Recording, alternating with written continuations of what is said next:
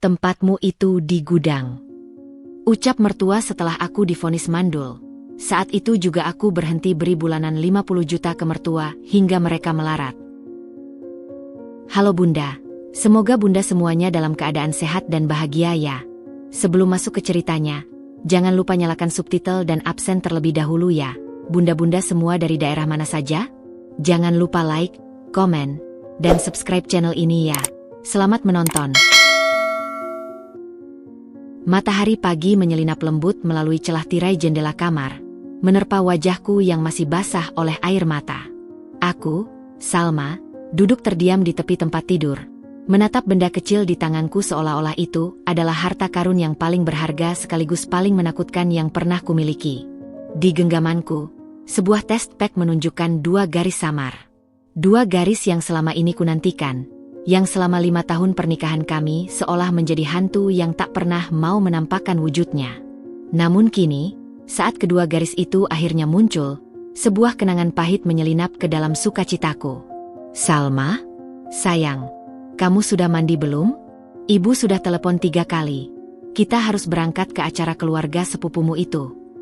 Suara Mas Kamal yang hangat terdengar dari balik pintu, disusul langkahnya yang mantap memasuki kamar. Dia masih mengenakan piyama, rambutnya acak-acakan, tapi bagiku dia tetap tampan seperti pertama kali kita bertemu. Aku mengangkat kepalaku perlahan, mataku masih berkaca-kaca. Mas. Suaraku serak, hampir seperti bisikan. Tanganku gemetar mengulurkan test pack itu padanya. Dia mendekat, duduk di sampingku, wajahnya penuh kecemasan. Kenapa? Kamu nangis? Ada apa, sayang? Tangannya yang besar dan hangat memegang pundakku. Lihat, desisku, menunjuk kedua garis itu. Ini benar, kan? Aku tidak bermimpi.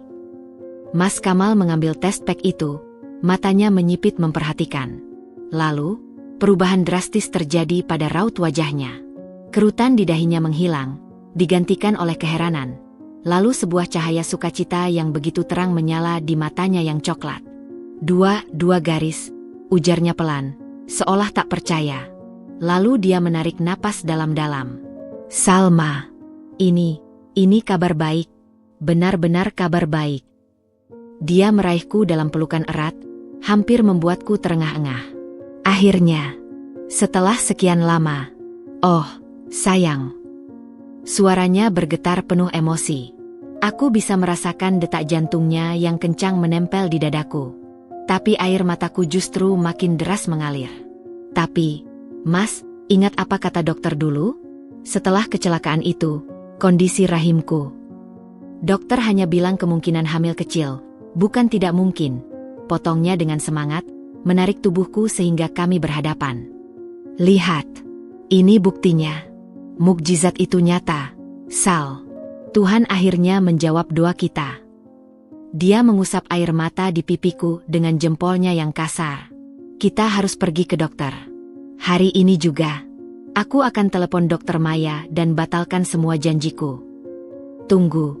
Pegang tangannya saat dia hendak berdiri. Bagaimana dengan acara keluarga ibumu? Kamu tahu bagaimana ibumu akan bereaksi jika kita tidak hadir. Biar saja, katanya dengan tegas. Ini lebih penting. Kesehatanmu. Janin kita, ini prioritas utama. Dia menatapku dalam-dalam. Salma, ini yang kita tunggu-tunggu. Jangan biarkan kekhawatiran mengaburkan kebahagiaan kita. Aku menarik napas panjang, mencoba menenangkan diri. Tapi bayangan kecelakaan 8 tahun lalu, rasa sakit yang tak tertahankan, dan kata-kata dokter saat itu, kondisi rahim Anda cukup parah, kemungkinan untuk hamil dan mengandung dengan normal sangat kecil, bergema di kepalaku. Mas Kamal, bisikku lemah. Aku takut. Bagaimana jika ini hanya kehamilan kimia? Atau bagaimana jika ada sesuatu yang tidak beres? Dia mendekatkan dahinya ke dahiku. Dengarkan aku, Salma. Apapun yang terjadi, kita akan hadapi bersama. Tapi untuk sekarang, izinkan dirimu untuk bahagia. Izinkan kita untuk merayakan momen ini. Dia berdiri, menarik tanganku dengan lembut. Sekarang, mari kita mandi dan bersiap-siap. Aku akan telepon Dokter Maya dan memberitahu bahwa kita akan datang. Setelah itu, dia tersenyum lebar, senyum yang jarang kulihat sejak tekanan pekerjaan dan tuntutan keluarganya membebaninya. Kita akan sarapan bersama dan membayangkan masa depan kita bertiga. Aku akhirnya mengizinkan senyum kecil merekah di bibirku. Mungkin Mas Kamal benar. Mungkin ini memang mukjizat kami. Mungkin setelah semua perjuangan, doa-doa kami akhirnya dijawab. Tapi di balik harapan yang mulai bersemi, ada kegelisahan yang menggerayangi hatiku. Sebuah firasat samar bahwa jalan di depan tidak akan semudah yang kami bayangkan.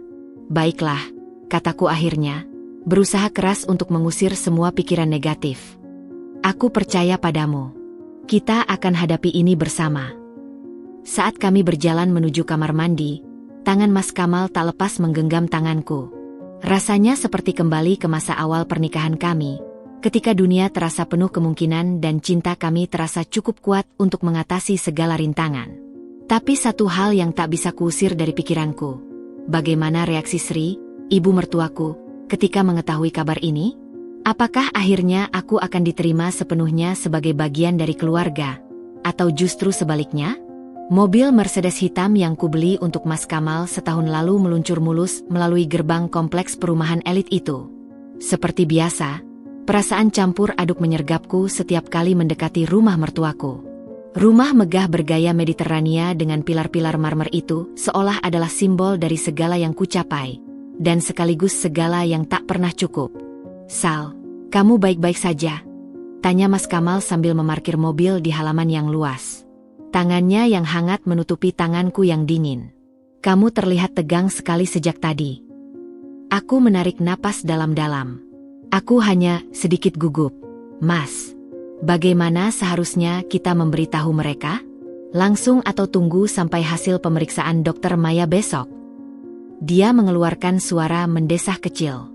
Lebih baik kita tunggu. Ibu sudah terlalu sering membuatmu kecewa dengan ekspektasinya.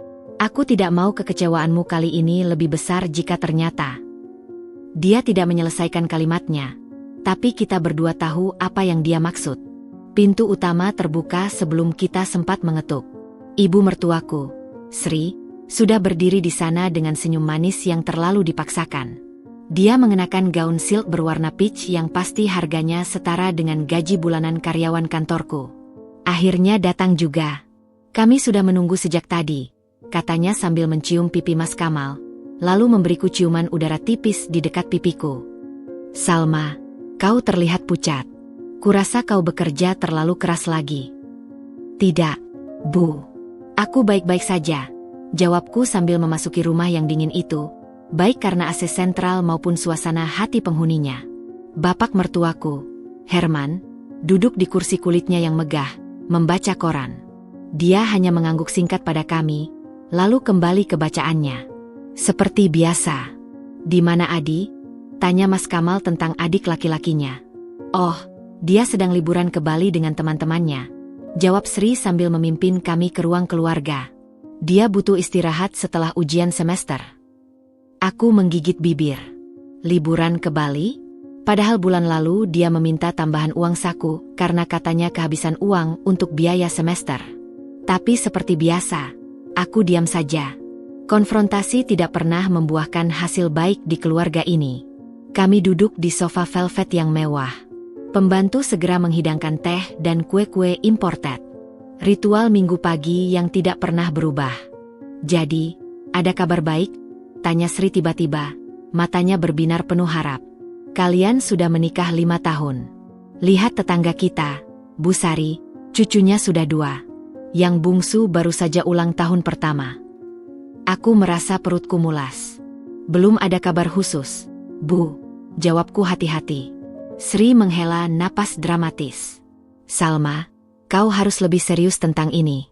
Usiamu tidak muda lagi. Sudah 35, kan?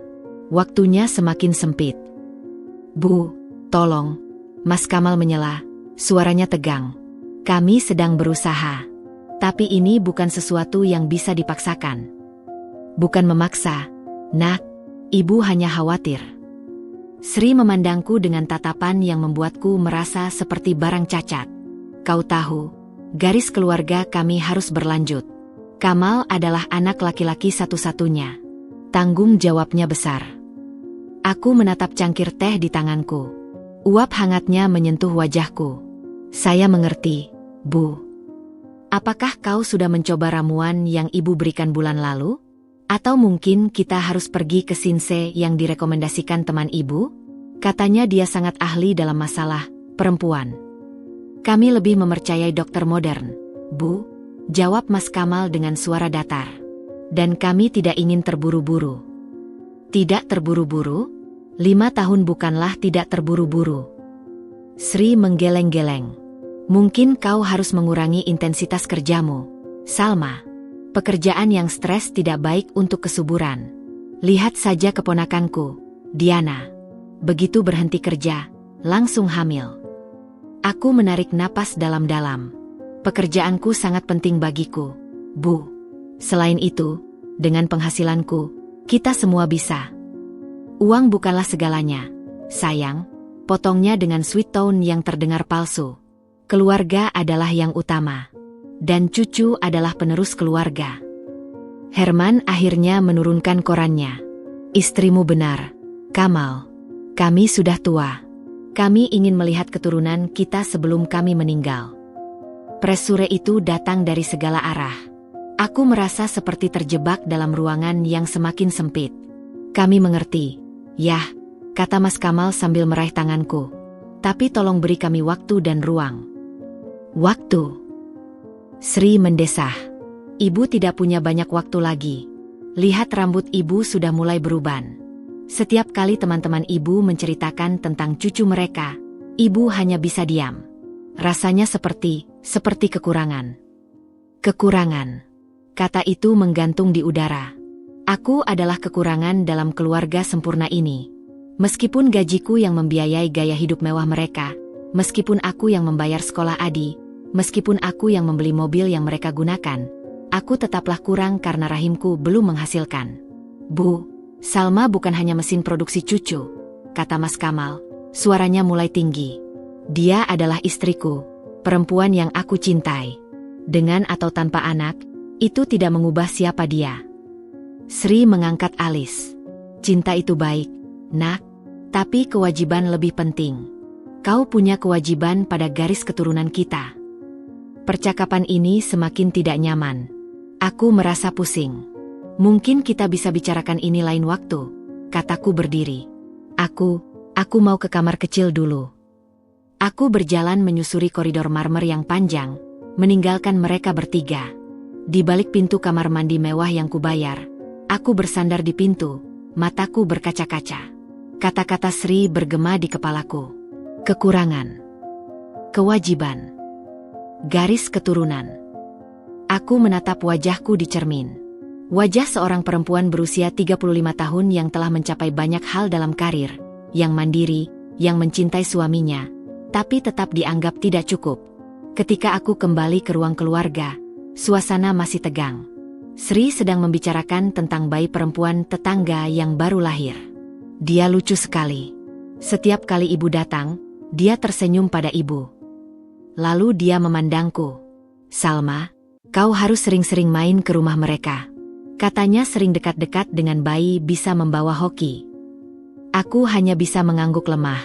Hati kecilku berteriak memberitahukan tentang 2 garis samar pada tes pack pagi tadi. Tapi sesuatu dalam diriku berkata untuk diam. Kabar ini terlalu berharga untuk kubicarakan di tempat yang tidak menghargainya. Kita harus pergi, Bu, kata Mas Kamal tiba-tiba, berdiri. Kami ada janji lain. Tapi kalian baru datang. Protes Sri. Maaf, lain kali saja. Mas Kamal sudah menarik tanganku. Di dalam mobil, dalam perjalanan pulang, dia memegang tanganku erat-erat. Aku minta maaf untuk ibuku. Dia terlalu berlebihan. Aku memandang keluar jendela. Tidak apa-apa, Mas. Aku sudah terbiasa. Tapi yang tidak kukatakan padanya adalah, setiap kunjungan seperti ini mengikis sedikit kebahagiaanku. Dan kekhawatiranku tumbuh. Jika kabar baik ini ternyata bukan kabar baik, bagaimana lagi mereka akan memperlakukan aku? Apakah nilai seorang perempuan benar-benar hanya terletak pada rahimnya? Pertanyaan-pertanyaan itu terus menggangguku sepanjang perjalanan pulang, seperti bayangan gelap yang mengikuti kami meninggalkan rumah mewah itu. Keesokan harinya, aku dan Mas Kamal duduk berhadapan dengan Dokter Maya di ruang konsultasinya yang terang benderang. Ruangan yang seharusnya menenangkan dengan warna-warna pastel dan lukisan pemandangan itu justru terasa seperti ruang tunggu sebelum eksekusi. Tanganku menggenggam erat tangan Mas Kamal, keringat dingin membasahi telapak tanganku. "Selamat pagi, Salma, Mas Kamal," sapa Dokter Maya dengan suara lembutnya yang khas. Wajahnya yang biasanya cerah hari ini terlihat lebih serius. Aku langsung menangkap firasat buruk itu. "Bagaimana, Dok?" tanya Mas Kamal langsung kepada intinya. Suaranya sedikit bergetar. "Hasil tes darah dan USG kemarin." Dokter Maya menyusun beberapa berkas di mejanya.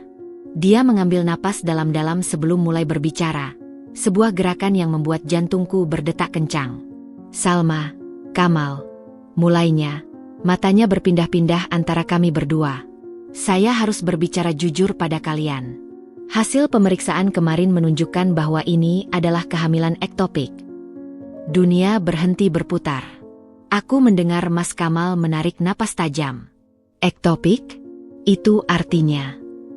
"Artinya janin tidak berkembang di dalam rahim, tapi di tuba falopi," jelas Dokter Maya dengan suara rendah penuh empati.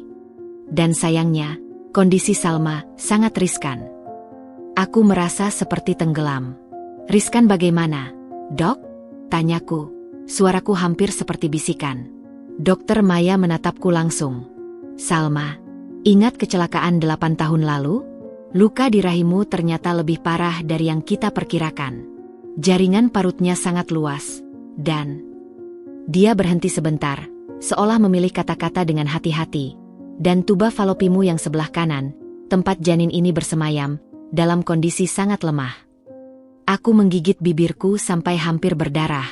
Kecelakaan itu, bayangan mobil yang hancur, rasa sakit yang tak tertahankan, suara dokter di ruang gawat darurat, semuanya kembali dengan jelas.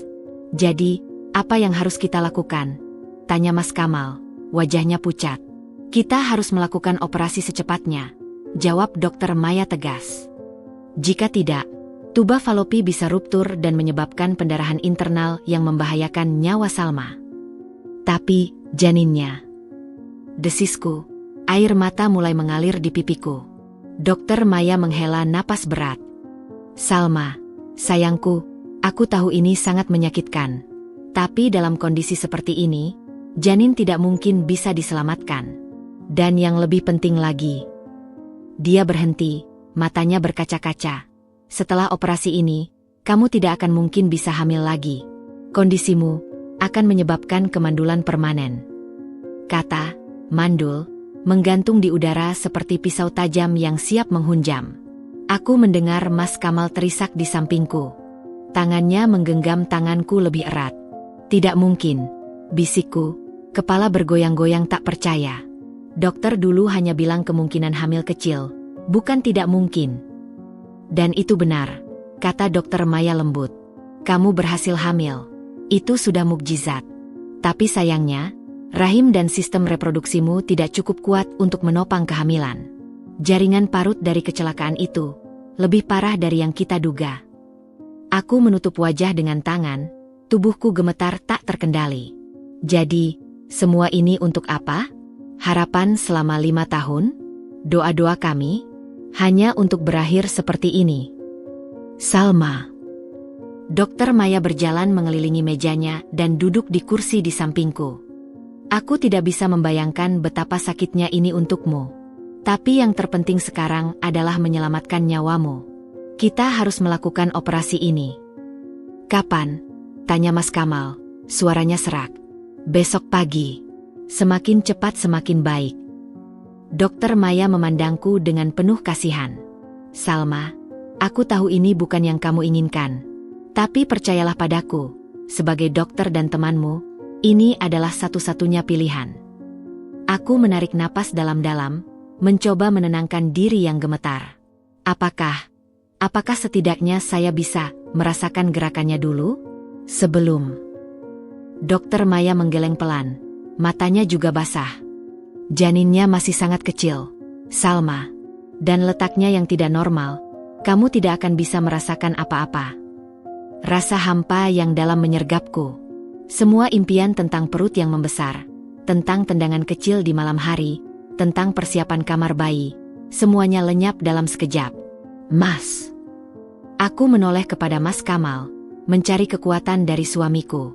Dia memelukku erat, wajahnya terkubur di bahuku. Kita akan baik-baik saja, sayang. Yang penting kamu selamat. Kamu yang terpenting. Tapi aku bisa merasakan tubuhnya yang gemetar, isakannya yang ditahan. Dia juga sedang hancur. Bagaimana dengan tuba falopi yang satunya? Tanyanya pada Dokter Maya, masih berusaha mencari secercah harapan. Apakah masih mungkin? Dokter Maya menggeleng pelan. Sayangnya, kondisi tuba falopi kiri juga tidak baik. Jaringan parutnya memengaruhi kedua sisi. Setelah operasi besok, tidak akan mungkin lagi. Kembali, kata, tidak mungkin, itu menghantamku seperti pukulan demi pukulan. Aku merasa seperti tidak bisa bernapas.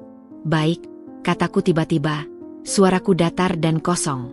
Jadwalkan operasinya besok. Salma. Mas Kamal memandangku khawatir. Aku baik-baik saja. Bohongku. Atau mungkin bukan bohong, karena aku sudah mati rasa. Aku hanya ingin ini semuanya berakhir. Dokter Maya mengangguk perlahan. Aku akan mengatur semuanya. Kalian bisa datang jam 7 pagi besok. Puasa mulai jam 10 malam nanti. Kami berjalan keluar dari ruangan itu seperti zombie. Dunia di luar masih berjalan normal. Perawat yang tersenyum, pasien yang mengantre, suara langkah di koridor. Tapi bagi kami, waktu seakan berhenti. Di dalam lift, Mas Kamal memelukku erat. Aku di sini untukmu, Salma. Selalu. Aku memandangnya, mencoba mencari sisa-sisa cahaya di matanya yang biasanya begitu hangat. Mereka akan sangat kecewa. Mas, ibumu, dia tidak akan pernah memaafkanku. Dia tidak perlu memaafkanmu karena sesuatu yang bukan kesalahanmu. Suara Mas Kamal meninggi. Ini takdir, Sal. Bukan salah siapa-siapa. Tapi aku tahu lebih baik. Bagi Sri, ini pasti akan menjadi kesalahanku. Seperti segala sesuatu yang lain yang pernah terjadi dalam pernikahan ini. Perjalanan pulang sunyi. Aku memandang keluar jendela, melihat keluarga-keluarga yang sedang berjalan di trotoar, ibu-ibu mendorong kereta bayi, anak-anak kecil yang tertawa. Semua yang tidak akan pernah menjadi milikku. Sampai di apartemen, aku langsung menuju kamar dan mengunci diri. Aku berbaring di tempat tidur, menatap langit-langit. Tidak ada air mata yang keluar. Tidak ada teriakan. Hanya kehampaan yang dalam dan menyiksa. Salma, suara Mas Kamal dari balik pintu. Boleh aku masuk? Aku butuh sendiri sebentar. Mas, jawabku, suaraku tetap datar. Aku mengerti. Tapi ingat, aku di sini untukmu. Aku mendengar langkahnya menjauh. Dan untuk pertama kalinya sejak mendengar vonis itu, aku akhirnya menangis. Tangisan yang hebat, menyakitkan, seolah semua luka selama ini akhirnya menemukan jalannya untuk keluar. Besok, bukan hanya janin dalam kandunganku yang akan diangkat, tapi juga semua harapan dan impian tentang menjadi seorang ibu. Dan yang paling menakutkan, aku harus menghadapi dunia setelahnya, terutama keluarga suamiku yang akan menyalahkanku untuk sesuatu yang sama sekali di luar kendaliku. Dunia yang tadinya penuh warna, kini hanya menjadi abu-abu. Mobil berhenti tepat di depan rumah mertua yang megah itu. Mas Kamal mematikan mesin, namun tidak satu pun dari kami yang langsung bergerak untuk keluar. Suasana dalam mobil terasa berat, dipenuhi oleh kesedihan yang belum terselesaikan. Tubuhku masih terasa lemas pasca operasi 2 hari lalu, baik secara fisik maupun mental. Rasa sakit di perut bagian bawah masih terasa, sebuah pengingat konstan tentang apa yang telah hilang. Kita tidak harus melakukan ini hari ini, sayang, ucap Mas Kamal, tangannya masih menggenggam erat tanganku yang dingin. Kita bisa pulang ke apartemen dan kamu bisa beristirahat. Ibu dan ayah bisa kita beritahu lain waktu. Aku menggeleng pelan, menatap rumah yang seolah menatap balik dengan sikap angkuh. Tidak, lebih baik kita selesaikan sekarang. Mereka akan tahu cepat atau lambat, dan lebih baik mereka mendengarnya langsung dari kita. Tapi melihat kondisimu seperti ini, aku baik-baik saja, Mas, potongku, meski kami berdua tahu itu adalah kebohongan. Ayo. Kami keluar dari mobil. Langkahku terhuyung-huyung, dan Mas Kamal segera meraih lenganku untuk menyangga. Rasanya aneh, berjalan menuju rumah mewah ini yang sebagian besar isinya ku beli dengan uangku sendiri. Namun kini aku merasa seperti seorang pengemis yang datang untuk meminta pengampunan. Pintu utama terbuka sebelum kami sempat mengetuk. Ibu Sri sudah berdiri di sana. Wajahnya berseri-seri penuh harapan. Hari ini dia mengenakan kebaya sutra berwarna emas dengan perhiasan mutiara yang menyala-nyala. Akhirnya, kalian menghilang 2 hari. Aku sudah menelepon berkali-kali, katanya sambil menarik Mas Kamal untuk dicium. Lalu dia memandangku, matanya menyorot tajam ke perutku yang masih rata. Salma, kau terlihat pucat sekali. Jangan-jangan? Kami dipersilakan masuk. Ruang tamu yang megah terasa lebih dingin dari biasanya. Bapak Herman duduk di kursi kesayangannya, koran di tangannya, tapi matanya mengamati kami dengan penuh perhatian. Jadi? Tanya Ibu Sri tak sabar, langsung duduk di sofa berhadapan dengan kami. Ada kabar baik? Kalian menghilang begini, pasti ada sesuatu. Mas Kamal menarik napas dalam. Ibu, Ayah, kami ada kabar dari dokter. Ibu Sri berseru girang. Tangannya mengepal penuh antisipasi. Aku tahu. Aku selalu bilang, jika kalian lebih rileks dan Salma mengurangi pekerjaannya. Bukan kabar baik, Bu, potong Mas Kamal. Suaranya tegang. Wajah Ibu Sri berubah. Apa maksudmu? Jangan bilang kalian keguguran? Itu kan biasa, masih bisa hamil lagi. Bukan keguguran biasa, Bu. Mas Kamal memotong lagi. Kali ini suaranya lebih keras. Salma mengalami kehamilan ektopik. Dia harus dioperasi darurat 2 hari lalu. Ruang tamu itu mendadak senyap. Hanya suara AC sentral yang berdengung rendah. Apa artinya itu? Tanya Bapak Herman untuk pertama kali. Korannya kini terlipat rapi di pangkuannya. Artinya janin berkembang di tempat yang salah. Di tuba falopi, bukan di rahim. Jelas Mas Kamal dengan sabar. Meski aku bisa merasakan getaran di tangannya yang masih menggenggam tanganku. Dan operasinya menyebabkan Salma tidak bisa hamil lagi. Dokter bilang dia mandul permanen. Kata, mandul, itu menggantung di udara. Seolah adalah kata terkutuk yang tidak pantas diucapkan di rumah mewah ini. Ibu Sri terdiam sejenak, matanya membelalak. Lalu wajahnya berubah merah, bukan karena sedih, tapi karena kemarahan. Mandul? Tidak bisa hamil? Permanen? Ya, Bu, jawabku lembut, suaraku serak. Kondisi saya setelah kecelakaan dulu. Dasar perempuan cacat, hardik Ibu Sri tiba-tiba, membuatku terkejut. Aku dari dulu sudah curiga. Tubuhmu memang sudah rusak sejak kecelakaan itu. Kenapa tidak kau beritahu kami sebelumnya?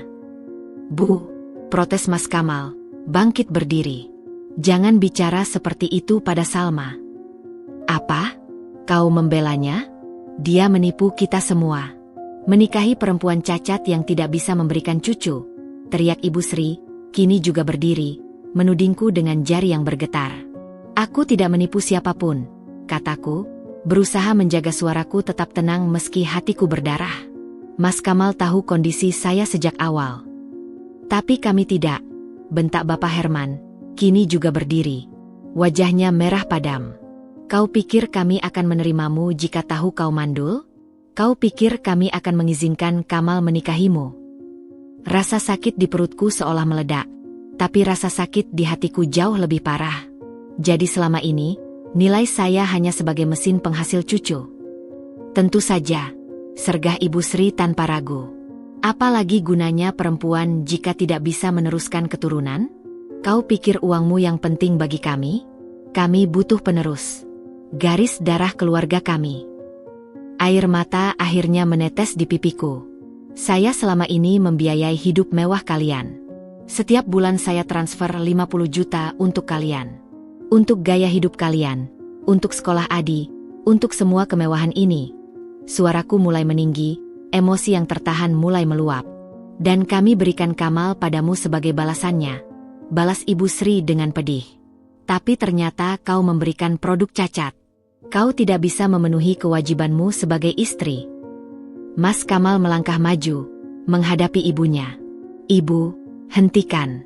Salma adalah istriku. Aku mencintainya dengan atau tanpa anak. Cinta. Ibu Sri tertawa getir. Cinta tidak akan meneruskan nama keluarga kita. Nak, cinta tidak akan membuat kita punya cucu yang akan mewarisi segala yang kita bangun. Apa yang kalian bangun? Tanyaku tiba-tiba, suaraku kini tegas. Kalian tidak membangun apa-apa. Uang pensiunan Bapak tidak cukup untuk hidup seperti ini. Saya yang membiayai semua ini. Dan sekarang, hanya karena saya tidak bisa memberikan cucu, saya menjadi tidak berguna. Tepat sekali, hardik Ibu Sri, matanya membara. Kau pikir kau siapa? Setelah semua ini, kau masih berani membantah mertuamu. Dia melangkah mendekatiku. Wajahnya begitu dekat hingga aku bisa melihat kontak lensa di matanya yang penuh kebencian. Kamu sudah tidak berguna lagi di sini. Kamu pikir kamu masih pantas tinggal di kamar mewah itu? Kamu pikir masih pantas menjadi bagian dari keluarga ini? Suaranya semakin tinggi, semakin penuh racun. Tempatmu bukan di sini. Kalau kamu tidak bisa memberikan cucu, tempatmu itu di gudang. Biar saja merenung di sana atas kegagalanmu. Dunia seakan berhenti. Kata-kata itu melayang di udara, tajam seperti belati, menusuk relung jiwaku yang paling dalam. Tempatmu di gudang. Aku memandang Mas Kamal yang wajahnya pucat pasi, lalu ke Ibu Sri yang masih menggumamkan kata-kata penuh kebencian, dan terakhir ke Bapak Herman yang mengangguk setuju. Sesuatu dalam diriku pecah. Bukan kesedihan, bukan juga kemarahan, tapi sebuah kejernihan yang dingin. Kejernihan yang menyakitkan. Aku berdiri. Tubuhku masih lemah, tapi tekadku kini membaja. Wajahku yang basah oleh air mata kini kering. Aku mengambil tas kerjaku dengan gerakan mantap. Baik, kataku, suaraku datar dan tenang, jauh lebih tenang dari yang kubayangkan. Kalau tempatku di gudang, berarti aku tidak pantas menafkahi orang-orang yang ada di rumah mewah ini. Aku memandang mereka satu persatu. Ibu Sri dengan wajahnya yang masih merah karena marah, Bapak Herman dengan sikap angkuhnya, dan terakhir Mas Kamal yang tampak hancur. Aku tunggu di mobil. Mas, kataku padanya. Kamu bisa ikut, atau tinggal di sini. Itu pilihanmu. Tanpa menunggu jawaban, aku berbalik dan berjalan keluar. Langkahku tetap, meski setiap langkah terasa menyiksa. Aku mendengar teriakan Ibu Sri di belakangku. Pergi saja. Kami tidak butuh perempuan mandul seperti kamu. Pintu tertutup di belakangku, memutuskan semua teriakan dan penghinaan. Udara di luar terasa segar, membebaskan. Aku berjalan menuju mobil, tidak lagi sebagai Salma yang berusaha memenuhi harapan mereka, tapi sebagai Salma yang akhirnya terbebas. Dan dalam kebebasan yang pahit itu, sebuah keputusan telah matang dalam hatiku. Transfer 50 juta yang seharusnya ku transfer minggu depan, itu tidak akan pernah terjadi lagi. Biarlah mereka merasakan hidup tanpa perempuan mandul yang selama ini menopang kehidupan mewah mereka. Bab dalam hidupku sebagai menantu yang berusaha menyenangkan hati mereka telah berakhir. Dan bab baru, yang lebih keras tapi lebih jujur, akan segera dimulai. Pintu rumah mewah itu tertutup di belakangku dengan suara keras, memutuskan segala teriakan dan penghinaan yang masih bergema dari dalam. Namun anehnya, suara itu justru teredam oleh dentuman jantungku yang berdebar kencang di telinga. Aku berjalan menyusuri jalan setapak yang indah menuju mobil. Kaki-kakiku terasa ringan meski tubuhku masih lemah pasca operasi. Ada semacam kelegaan aneh yang mengalir dalam diriku, seperti beban berat yang akhirnya terlepas dari pundakku setelah bertahun-tahun kupikul. Duduk di dalam mobil yang sepi, aku menatap rumah megah itu melalui kaca depan. Matahari sore menyinari fasad marmernya, membuatnya berkilauan. Selama ini, aku selalu memandang rumah ini dengan perasaan campur aduk, kagum akan kemewahannya, tapi juga tertekan oleh segala harapan dan tuntutan yang tersembunyi di balik dinding-dindingnya. Hari ini, untuk pertama kalinya, aku memandangnya tanpa rasa takut. Beberapa menit kemudian, Pintu mobil terbuka dan Mas Kamal masuk dengan wajah pucat pasi. Tangannya gemetar saat memasukkan kunci ke kontak mobil. "Maafkan mereka, Sal," bisiknya dengan suara serak. Mereka terlalu emosional. Mereka belum mengerti." "Aku tidak marah, Mas," potongku dengan suara yang tenang, jauh lebih tenang dari yang kubayangkan. Aku masih menatap rumah itu, seolah-olah melihatnya untuk terakhir kalinya. Aku justru merasa lega. Dia memandangku dengan heran. "Lega? Setelah mereka menghinamu seperti itu?" Aku menarik napas dalam-dalam. Selama ini, aku selalu berusaha menjadi menantu yang sempurna. Memberi mereka segalanya. Uang, perhatian, bahkan mengorbankan waktuku untuk mereka. Tapi hari ini, aku menyadari sesuatu. Aku menoleh padanya. Mataku berbinar dengan kejernihan baru. Tidak peduli seberapa keras aku berusaha, bagi mereka, aku tidak akan pernah cukup. Nilai seorang perempuan bagi mereka hanya terletak pada rahimnya. Mas Kamal menghela napas panjang. "Kamu tahu itu tidak benar, Sal. Kamu adalah perempuan paling luar biasa yang pernah kukenal. Tapi bagi mereka, Mas, bagi orang tuamu." Aku mengeluarkan ponselku. Jemariku dengan mantap membuka aplikasi mobile banking. Dan hari ini, mereka mengingatkanku tentang tempat yang pantas untukku. Jadi, mungkin sudah waktunya mereka belajar hidup sesuai dengan tempat mereka yang sebenarnya. Dengan beberapa ketukan, aku membatalkan transfer rutin 50 juta yang seharusnya ku transfer minggu depan. Lalu, dengan gerakan yang pasti, aku memblokir nomor telepon Ibu Sri dan Bapak Herman. "Apa yang kamu lakukan?" tanya Mas Kamal, matanya membelalak. "Aku sedang menempatkan segala sesuatu pada tempatnya, Mas," jawabku sambil menatap layar ponsel yang kini menunjukkan konfirmasi pembatalan transfer. "Mereka bilang tempatku di gudang. Tapi mereka lupa, selama ini merekalah yang hidup di istana yang kubangun dengan uangku." Dia terdiam sejenak, memproses apa yang baru saja terjadi. "Tapi, bagaimana dengan biaya hidup mereka? Tagihan-tagihan? Sekolah Adi? Ayahmu masih punya uang pensiunan, bukan?" kataku dingin. "Dan mereka masih punya mobil mewah, perhiasan, serta barang-barang berharga lainnya yang bisa mereka jual jika memang perlu. Atau mungkin mereka harus belajar bekerja." Suasana dalam mobil mendadak hening. Mas Kamal menatapku seolah-olah baru mengenaliku. Kamu serius?" "Aku tidak pernah lebih serius dalam hidupku, Mas." Aku meletakkan ponselku dan menatapnya langsung. "Selama ini, aku membiarkan mereka memperlakukan aku seperti ini karena aku mencintaimu. Tapi ketika ibumu menyuruhku tinggal di gudang, itu adalah penghinaan terakhir." Air mata mulai menggenang di matanya. "Aku minta maaf, Sal. Aku seharusnya lebih tegas dari dulu. Aku seharusnya melindungimu." "Aku tidak butuh perlindungan, Mas. Aku butuh partner yang berdiri di sampingku, bukan di antara aku dan orang tuamu." Aku meraih tangannya. "Dan sekarang, kamu harus memilih. Apakah kamu akan tetap di sini, mencoba membela mereka? Atau kamu akan pulang bersamaku, ke rumah kita yang sebenarnya?" Dia memandangku lama, matanya berkaca-kaca. Lalu, dengan gerakan lambat, dia menyalakan mesin mobil. "Aku sudah memilih 5 tahun yang lalu, Sal. Aku memilih kamu. Dan pilihanku tidak akan pernah berubah." Mobil mulai bergerak, meninggalkan rumah mewah itu beserta segala kenangan pahit di dalamnya.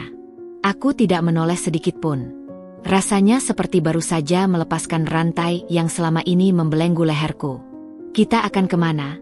tanyanya saat kami sampai di gerbang kompleks. "Pulang. Ke apartemen kita." Aku tersenyum kecil. "Aku ingin tidur di tempat tidur kita sendiri malam ini. Dan besok kita akan mulai hidup baru." "Tanpa memberikan uang pada mereka?" tanyanya lagi, masih ragu.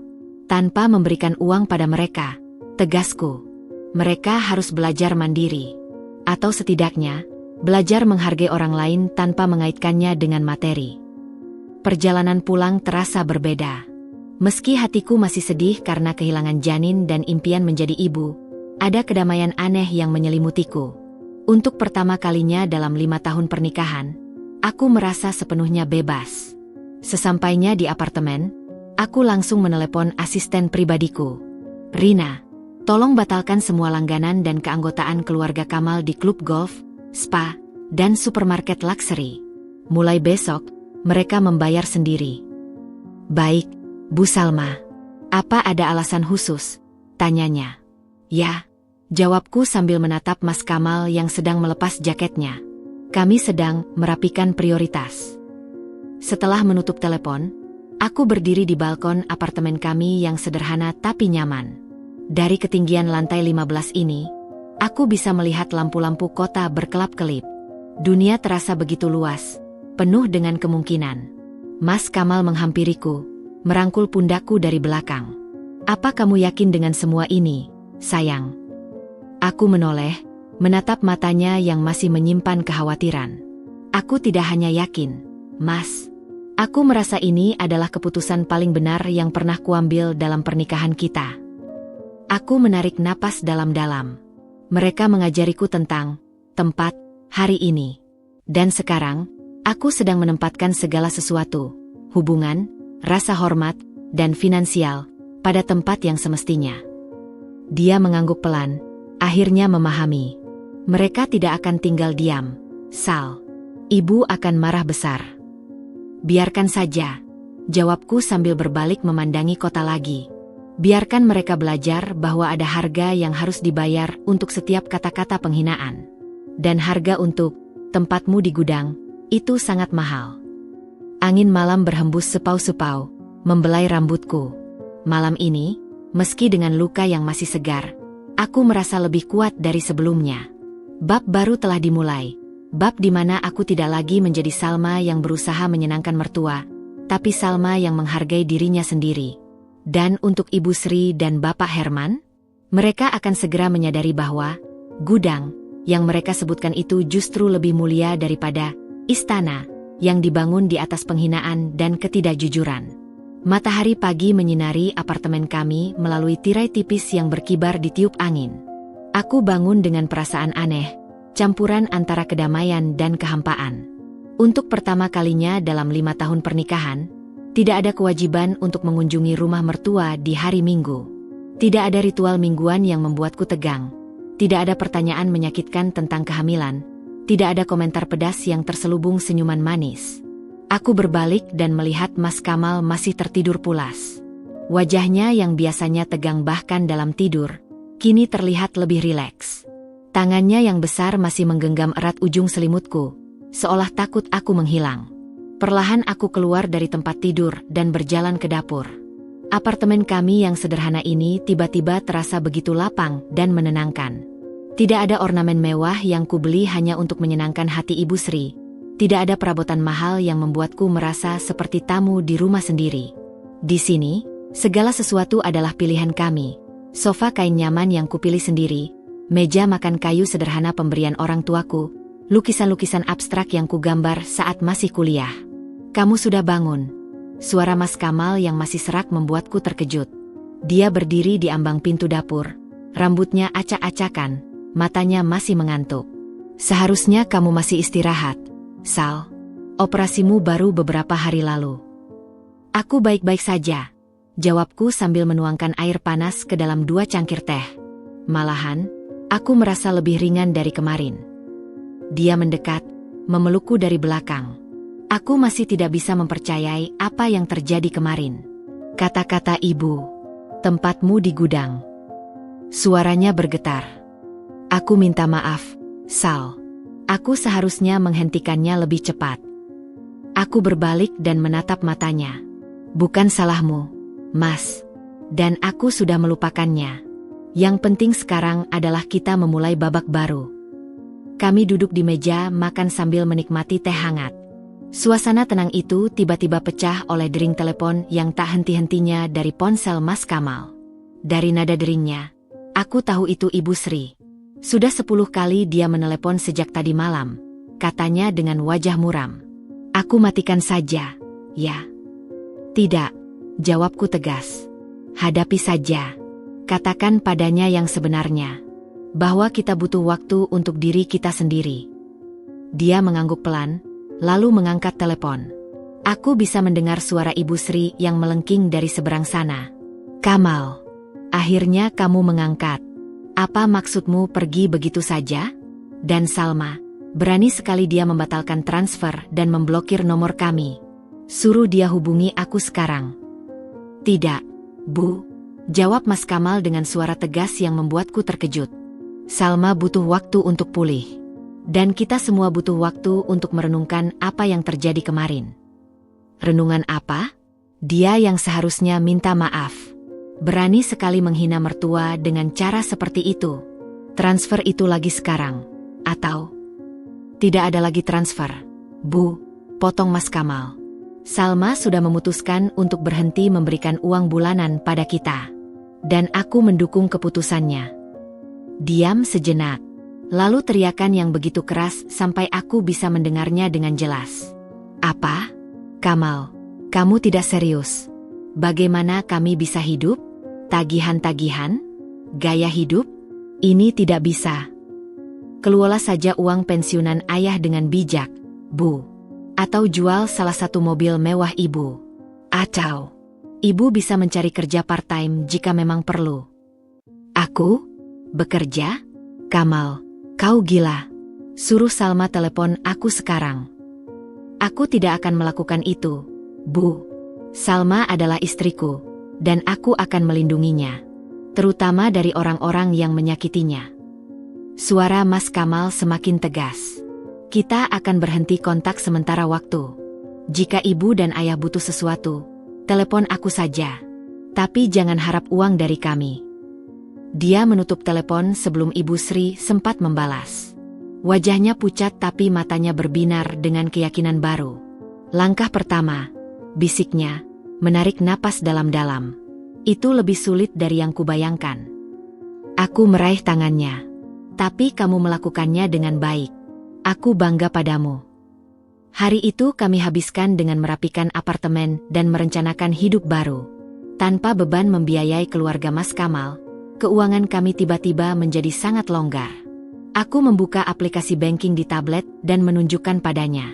Lihat, Mas. Selama ini, 50 juta per bulan untuk orang tuamu, ditambah 20 juta untuk gaya hidup Adi, belum lagi tagihan-tagihan luxury mereka. Aku menggeser layar. Dengan uang yang sama, kita bisa memulai bisnis sendiri, investasi, atau bahkan membeli rumah yang selama ini kita impikan. Dia menggeleng-geleng kepala. Aku tidak menyadari betapa besarnya jumlahnya. Dan selama ini, mereka tidak pernah sekalipun berterima kasih. Ya. Tidak pernah, jawabku singkat. Bagi mereka, itu sudah kewajibanku sebagai menantu. Sore hari, teleponku berdering. Awalnya kukira itu orang tuaku yang biasanya menelepon setiap minggu sore. Tapi yang muncul di layar adalah nomor adik iparku, Adi. Aku harus mengangkat, tanyaku pada Mas Kamal. Dia biasanya baik. Mungkin dia hanya ingin mengecek kondisimu. Aku mengangkat telepon. Halo, Adi. Kak Salma, apa kabar? Aku dengar dari teman ibu bahwa kamu dioperasi. Kenapa tidak beritahuku? Suaranya penuh perhatian. Aku baik-baik saja, Adi. Hanya butuh istirahat. Aku memilih untuk tidak menjelaskan detailnya. Dengarlah, Kak. Ibu sedang marah besar. Dia bilang kamu menghentikan transfer dan, well, dia menyebut banyak hal buruk tentangmu. Tapi aku tidak percaya. Selama ini Kak Salma selalu baik pada kami. Air mataku hampir menetes mendengar kata-katanya. Setidaknya ada satu orang di keluarga itu yang masih punya hati nurani. Terima kasih, Adi. Tapi ini antara aku dan orang tuamu. Kamu tidak perlu terlibat. Tapi aku ingin tahu kebenarannya. Ibu bilang kamu menghina mereka dan mengancam akan membuat mereka miskin. Aku menarik napas dalam-dalam. Adi, dengarlah. Setelah operasiku, ibumu mengatakan bahwa tempatku adalah di gudang karena aku tidak bisa memberi mereka cucu. Kata-kata itulah yang memutuskan segalanya. Diam sejenak di seberang sana. Dia benar-benar mengatakan itu. Ya, di depan wajahku, dengan penuh kebencian. Aduh, Kak Salma, aku minta maaf. Aku benar-benar minta maaf. Suaranya terdengar sedih. Tapi, tentang uang sekolahku semester depan. Kamu sudah dewasa, Adi. Kamu bisa mencari kerja part-time atau pinjam beasiswa. Aku tidak akan lagi membiayai keluarga yang menganggapku sampah. Dia menghela napas. Aku mengerti. Maafkan ibu, Kak, dan semoga kamu cepat sembuh. Setelah menutup telepon, aku merasa lega sekaligus sedih. Sedih karena hubungan keluarga yang sudah kubangun selama ini akhirnya harus berakhir seperti ini. Malam itu, saat kami bersiap untuk tidur, Mas Kamal memelukku erat.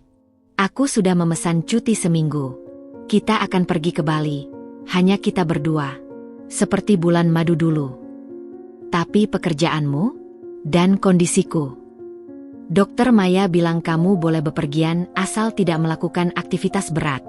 Dan untuk pekerjaan, selama ini aku terlalu furus membiayai keluarga sehingga lupa investasi waktu untuk kita berdua. Aku tersenyum, merasa dicintai dan dilindungi. Bali kedengarannya indah. Saat aku mematikan lampu dan membaringkan tubuhku, aku menyadari bahwa ini adalah hari pertama dalam 5 tahun di mana aku tidur tanpa beban harus membuktikan sesuatu pada siapapun. Hari pertama di mana aku menjadi sepenuhnya diriku sendiri. Salma, istri Mas Kamal, perempuan karir, dan sekarang perempuan yang belajar mencintai dirinya sendiri. Bab baru memang telah dimulai. Dan untuk pertama kalinya, aku tidak takut menghadapinya. Minggu pertama kehidupan baru kami dijalani dengan kedamaian yang hampir terasa asing. Perjalanan ke Bali memang dibatalkan karena kondisiku yang masih dalam pemulihan. Tapi kami menikmati setiap momen, bulan madu, di apartemen kami sendiri. Mas Kamal mengambil cuti panjang. Dan untuk pertama kalinya sejak menikah, kami benar-benar menghabiskan waktu berdua tanpa gangguan dari keluarga atau pekerjaan. Namun, kedamaian itu ibarat matahari di antara awan mendung. Indah tapi sementara. Awan pertama datang pada hari ke-8, ketika Mas Kamal akhirnya menyalakan kembali teleponnya yang telah ia matikan selama seminggu. Begitu teleponnya menyala, notifikasi pesan suara dan SMS membanjiri layar ponselnya. Lebih dari 100 panggilan tak terjawab dan puluhan pesan dari Ibu Sri, Bapak Herman, dan beberapa nomor tak dikenal yang kemungkinan adalah kerabat mereka. Sepertinya badai baru saja dimulai, gumam Mas Kamal sambil memandangi ponselnya dengan wajah muram. Kita sudah tahu ini akan terjadi, kataku, meraih tangannya. Kamu kuat menghadapinya. Kita kuat. Dia mengangguk, lalu memutar pesan suara pertama. Suara Ibu Sri yang melengking langsung memenuhi ruang tamu kami yang tenang. Kamal, di mana kau? Kenapa mematikan telepon? Kami butuh uang untuk bayar tagihan country club. Mereka mengancam akan mencabut keanggotaan kami. Suruh Salma transfer sekarang. Pesan suara kedua, dari Bapak Herman kali ini, terdengar lebih kalem tapi tak kalah menusuk. Nak, ini sudah keterlaluan. Kami adalah orang tuamu. Hormati kami. Transfer bulan ini sudah terlambat 3 hari. Pesan ketiga, keempat, kelima, semuanya bernada sama. Permintaan uang yang mendesak, diselingi ancaman dan tuduhan bahwa aku telah meracuni pikiran Mas Kamal. Sepertinya mereka belum menyadari bahwa ini permanen, kataku sambil menggeleng. Mereka pikir ini hanya hukuman sementara, tambah Mas Kamal dengan napas berat. Aku harus membuat mereka mengerti. Tak lama kemudian, teleponnya berdering lagi. Dari nada dering khusus, kami tahu itu Ibu Sri. Mas Kamal menarik napas dalam-dalam sebelum mengangkatnya dengan mode speaker. Ibu, sapanya datar. Kamal, akhirnya. Di mana kau selama seminggu? Kami khawatir, teriak Ibu Sri. Lalu nadanya berubah menjadi memelas. Tagihan country club sudah jatuh tempo. Nak, 15 juta. Dan tagihan supermarket bulanan ibu juga sudah datang. 12 juta. Suruh Salma transfer sekarang. Tidak ada transfer lagi, Bu, jawab Mas Kamal tegas. Sudah kukatakan minggu lalu. Jangan bercanda, Nak, ini penting. Gengsi keluarga dipertaruhkan di sini. Gengsi, suara Mas Kamal mulai meninggi. Gengsi lebih penting daripada menghargai istri anak sendiri? Lebih penting daripada memperlakukan manusia dengan martabat. Jangan dramatis. Itu hanya kata-kata. Ibu kan sedang emosi saat itu, bantah Ibu Sri. Dia harus memahami kondisi ibu yang sangat menginginkan cucu. Aku tak bisa tinggal diam lagi. Saya memahami, Bu.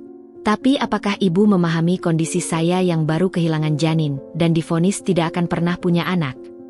Diam sejenak di seberang. Suara Ibu Sri berubah dingin. Oh, jadi kamu mendengarkan. Baiklah, kalau begitu. Salma, ini antara kita saja. Berhenti mempengaruhi Kamal dengan drama-dramamu. Transfer uangnya sekarang, dan kita akan melupakan semua yang terjadi. Tidak, Bu. Jawabku tenang. Tidak akan ada transfer. Tidak hari ini, tidak besok, tidak selamanya.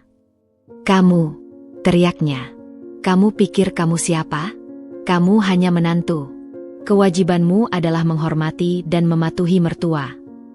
Kewajiban saya adalah pada suami dan rumah tangga saya sendiri, balasku. Dan selama ini, saya sudah terlalu jauh melampaui kewajiban sebagai menantu. Kamal, didik istrimu. Lihat bagaimana dia berbicara pada ibunya sendiri. Salma adalah istri saya, Bu. Bukan anak kecil yang perlu dididik, sahut Mas Kamal. Dan cara ibu memperlakukannya selama ini, terutama setelah operasi, tidak pantas diterima oleh siapapun. Jadi kalian bersekongkol melawan kami. Suara Bapak Herman kini bergabung dalam pembicaraan. Nada marahnya jelas terdengar. Setelah semua yang kami lakukan untukmu, Kamal, setelah kami membesarkanmu, menyekolahkanmu, dan saya selalu berterima kasih untuk itu. Yah, potong Mas Kamal. Tapi itu tidak memberi hak pada ibu untuk menghina istri saya dan menyuruhnya tinggal di gudang. Itu hanya metafora, bantah Ibu Sri. Metafora yang menyakitkan dan merendahkan, balasku. Dan metafora itulah yang mengubah segalanya. Kami tidak butuh filosofimu, Salma, hardik Bapak Herman. Yang kami butuhkan adalah uang untuk membayar tagihan. Sekarang juga. Maaf, tidak bisa, jawab Mas Kamal dengan tegas. Saya sarankan ibu dan ayah mulai belajar mengelola keuangan sesuai dengan kemampuan sendiri. Jual mobil mewah, pindah ke rumah yang lebih sederhana. Atau, seperti yang saya sarankan sebelumnya, cari kerja. Bekerja? Teriak Ibu Sri seolah-olah Mas Kamal baru saja menyuruhnya menjadi pelacur. Kamu gila, Nak? Ibu sudah tua. Ibu pantas menikmati masa tua dengan tenang. Dan Salma pantas diperlakukan dengan hormat, balas Mas Kamal. Tapi ibu memilih untuk tidak memberikannya. Jadi sekarang, ibu menghadapi konsekuensinya. Konsekuensi? Suara Ibu Sri mulai terisak, entah air mata sungguhan atau sandiwara. Jadi ini balas dendammu? Membuat orang tuamu sendiri menderita? Membiarkan kami hidup miskin? Ini bukan balas dendam, Bu. Ini disebut batasan. Dan batasan itu perlu untuk melindungi hubungan yang sehat. Hubungan sehat? Kamu memutuskan hubungan dengan orang tuamu hanya karena perkataan kecil. Tidak kecil, Bu. Itu perkataan yang merobek hati istri saya. Suara Mas Kamal mulai bergetar. Dan yang lebih menyedihkan, ibu bahkan tidak bisa melihat mengapa perkataan itu menyakitkan. Aku tidak peduli, teriak Ibu Sri. Transfer uangnya sekarang. Atau apa, Bu? Tanyaku. Kali ini suaraku lebih tegas. Apa yang akan ibu lakukan? Mengutuk kami? Menyebarkan fitnah? Silakan. Tapi uang tidak akan datang. Kamu iblis, teriaknya. Kamu telah mencuri anak kami. Kamu telah merusak keluarga kami. Selamat tinggal, Bu, kata Mas Kamal dengan suara lelah. Telepon kami jika ibu dan ayah benar-benar butuh sesuatu yang penting. Tapi jangan minta uang. Dia menutup telepon sebelum orang tuanya sempat membalas. Ruangan kembali sunyi. Tapi kali ini sunyi yang terasa berat. Mas Kamal menatapku. Matanya berkaca-kaca. Mereka benar-benar tidak mengerti. Ya? Mereka hanya peduli pada uangnya, bukan pada kita sebagai manusia. Aku memeluknya erat. Kadang orang butuh kejutan yang keras untuk menyadari kesalahannya. Mungkin ini cara Tuhan untuk membuka mata mereka. Atau mungkin ini cara Tuhan untuk membebaskan kita, bisiknya sambil memelukku balik. Malam itu, kami duduk di balkon apartemen, memandangi lampu-lampu kota yang berkelap-kelip. Dunia di luar sana terus berputar, dengan segala kompleksitasnya. Tapi di sudut kecil kota ini, sebuah revolusi kecil sedang terjadi. Revolusi tentang harga diri, batasan, dan makna keluarga yang sebenarnya.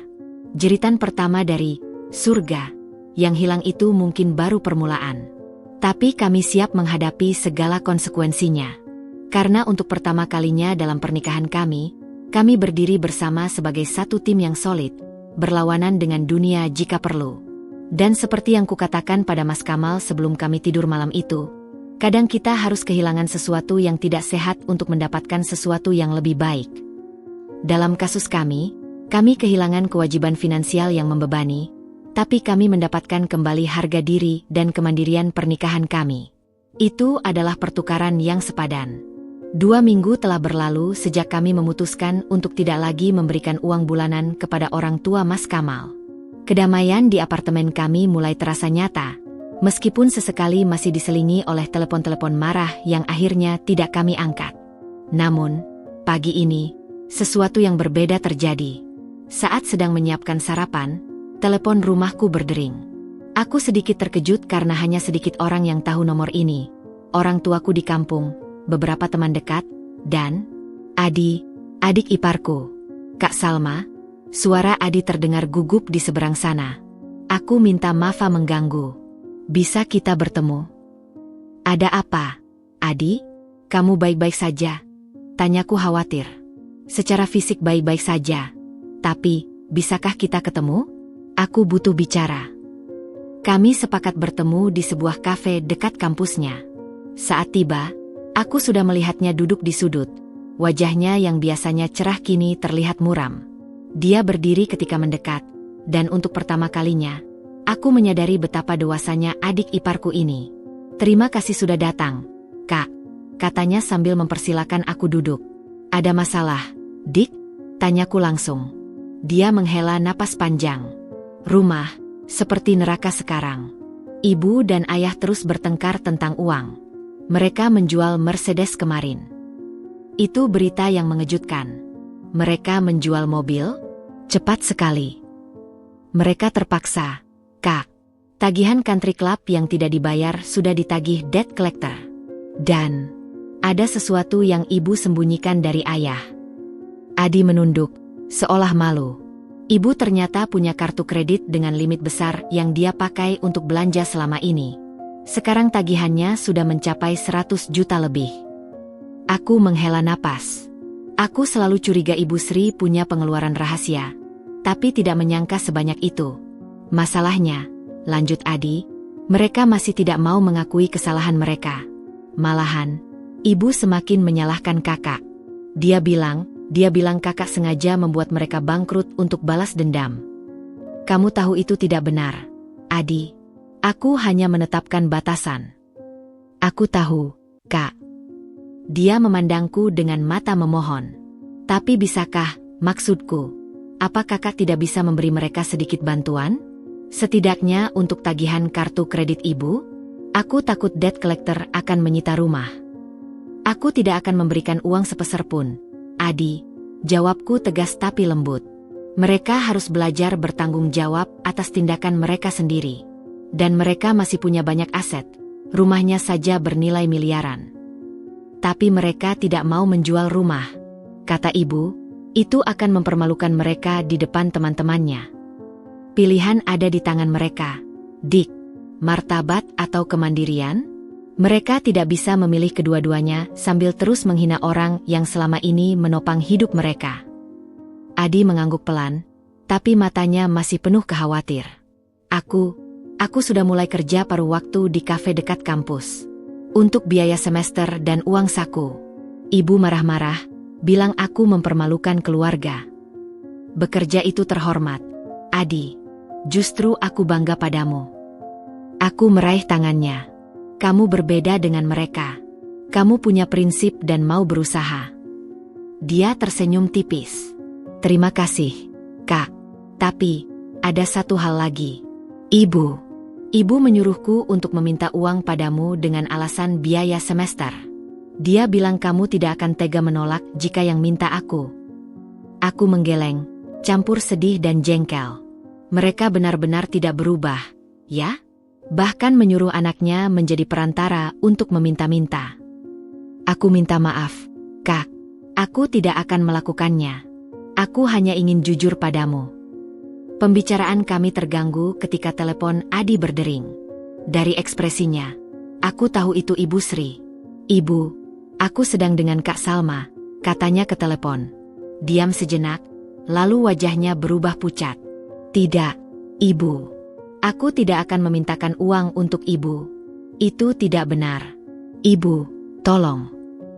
Tiba-tiba Adi mengulurkan teleponnya padaku. Ibu ingin bicara dengan Kakak. Aku mengambil telepon itu dengan perasaan campur aduk. Ibu.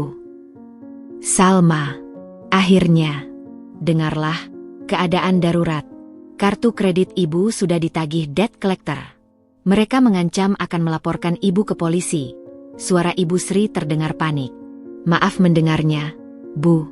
Tapi saya tidak bisa membantu. Jangan begitu. Ibu janji akan berubah. Ibu akan minta maaf. Apa saja. Tolong, 100 juta saja. Untuk lunasi ini. Tidak, Bu. 50 juta. Ibu akan puas dengan 50 juta. Tidak. 20 juta. Hanya 20 juta untuk menyelamatkan muka keluarga. Tidak ada uang, Bu. Saya sarankan Ibu menjual perhiasan atau tas branded Ibu. Saya tahu Ibu punya koleksi yang cukup berharga. Dasar perempuan serakah. Ibu tahu kamu senang melihat kami menderita. Ibu tidak butuh belas kasihanmu. Kemudian suara Bapak Herman terdengar di background. Beritahu dia jika dia tidak memberi uang. Kita akan melaporkannya ke polisi karena telah merampok uang keluarga kita. Aku hampir tertawa mendengar itu. Bapak bisa melaporkan saya. Tapi saya pun semua bukti transfer selama 5 tahun terakhir. Justru saya yang bisa melaporkan Ibu dan Bapak karena pemerasan. Diam mendadak di seberang. Lalu suara Ibu Sri kembali, kali ini dengan nada mengancam. Kami akan ceritakan pada semua orang tentang siapa dirimu sebenarnya. Seorang perempuan mandul yang tega menyiksa mertua. Silakan, Bu. Saya tidak malu dengan kondisi medis saya. Tapi apakah Ibu tidak malu mengakui bahwa Ibu hidup dari uang, perempuan mandul, selama 5 tahun? Telepon itu ditutup dengan kasar. Aku mengembalikan ponsel pada Adi yang wajahnya penuh penyesalan. Mereka tidak akan berubah, ya, Kak? Bisiknya. Mungkin suatu hari nanti, tapi tidak dalam waktu dekat. Jawabku. Tapi kamu punya masa depan yang cerah. Fokus saja pada studimu dan pekerjaanmu. Jika kamu butuh bantuan untuk biaya hidup, aku akan bantu, tapi langsung untukmu, bukan melalui mereka. Air mata menetes di pipi Adi. Terima kasih, Kak Salma. Maafkan keluarga kami. Pulang dari pertemuan itu, hatiku merasa berat. Melihat seorang pemuda baik seperti Adi harus terjebak dalam drama keluarganya sendiri. Tapi aku tahu, memberikan uang pada orang tuanya sekarang hanya akan memperburuk keadaan. Saat sampai di apartemen, Mas Kamal sudah pulang kerja. Aku menceritakan semua yang terjadi. Dia meneleponku juga tadi. Aku mengangguk. Mereka semakin putus asa. Tapi kesombongan mereka masih lebih besar daripada kebutuhan mereka. Kita tidak bisa menyerah, Sal, katanya sambil memelukku. Ini ujian bagi kita semua. Bagi mereka untuk belajar rendah hati, bagi kita untuk belajar tegas. Malam itu, aku membuka album foto lama. Ada foto pernikahan kami, di mana Ibu Sri tersenyum manis di sampingku. Kulihat sekarang, senyum itu palsu. Selama ini, yang dia lihat dariku bukanlah seorang manusia, bukan pula menantu, tapi mesin ATM dan rahim berjalan. Namun anehnya, malam ini aku tidur dengan lebih tenang. Karena aku tahu, dengan tidak memberikan uang, aku justru memberikan pelajaran yang lebih berharga pada mereka. Pelajaran tentang harga diri, kemandirian, dan konsekuensi. Dompet mereka mungkin menipis, tapi kesombongan mereka masih tebal. Dan sampai kesombongan itu luruh, tidak akan ada perubahan yang berarti. Kami harus tetap kuat, karena pertempuran ini belum berakhir. 6 minggu. 42 hari sejak keputusan drastis kami. Hari ini, aku menerima telepon tak terduga dari tetangga lama di kompleks perumahan mertua. Bu Santi, seorang janda parubaya yang baik hati, suaranya bergetar penuh kekhawatiran. Salma, maaf mengganggu. Tapi ada debt collector di rumah orang tuamu Kamal. Mereka cukup kasar. Aku khawatir dengan keadaan Sri. Jantungku berdebar kencang, tapi bukan karena khawatir. Terima kasih infonya, Bu. Tapi itu urusan mereka. Tapi, Nak, mereka bilang akan menyegel rumah. Biarlah, Bu. Mungkin itu yang terbaik. Setelah menutup telepon, aku memberitahu Mas Kamal. Wajahnya pucat. Aku harus ke sana. Untuk apa? Mereka sudah dewasa, biar tanggung jawab sendiri. Tapi, tidak ada tapi, Mas. Ini konsekuensi. Namun, kami akhirnya memutuskan untuk pergi, bukan untuk menolong, tapi untuk memastikan tidak ada kekerasan fisik. Saat kami tiba, pemandangan yang menyedihkan menyambut kami. 3 debt collector berbadan besar sedang berdiri di depan pagar. Ibu Sri terlihat sedang berdebat dengan mereka, wajahnya merah padam. Bapak Herman berdiri di belakangnya, terlihat lebih tua dari usianya. Kami butuh waktu. Harga rumah tidak bisa ditentukan sembarangan, teriak Ibu Sri. Saya kasih waktu 3 hari, Bu. Tidak bisa bayar, kami segel, sahut salah satu debt collector. Mas Kamal mendekat. Ada masalah. Wajah Ibu Sri berbinar melihatnya. Kamal, akhirnya, tolong bayar hutang Ibu. Hanya 80 juta sekarang. Salah satu debt collector melihat Mas Kamal. Kamu anaknya? Bayar hutang orang tuamu. Sayangnya tidak, jawab Mas Kamal tegas. Mereka dewasa, bisa tanggung jawab sendiri. Ibu Sri terkesiap. Kamal, kau tega melihat ibumu dipermalukan seperti ini. Dan ibu tega mempermalukan istri saya dengan menyuruhnya tinggal di gudang. Salah satu debt collector tertawa sinis. Wah, ternyata ada drama keluarga. Tapi urusan kami sederhana, bayar atau kami ambil rumah. Ambil saja, hardik Bapak Herman tiba-tiba. Kami tidak butuh belas kasihan siapa-siapa. Debt collector itu mengangguk. Baik, 3 hari. Setelah itu, kami kembali dengan surat penyegelan.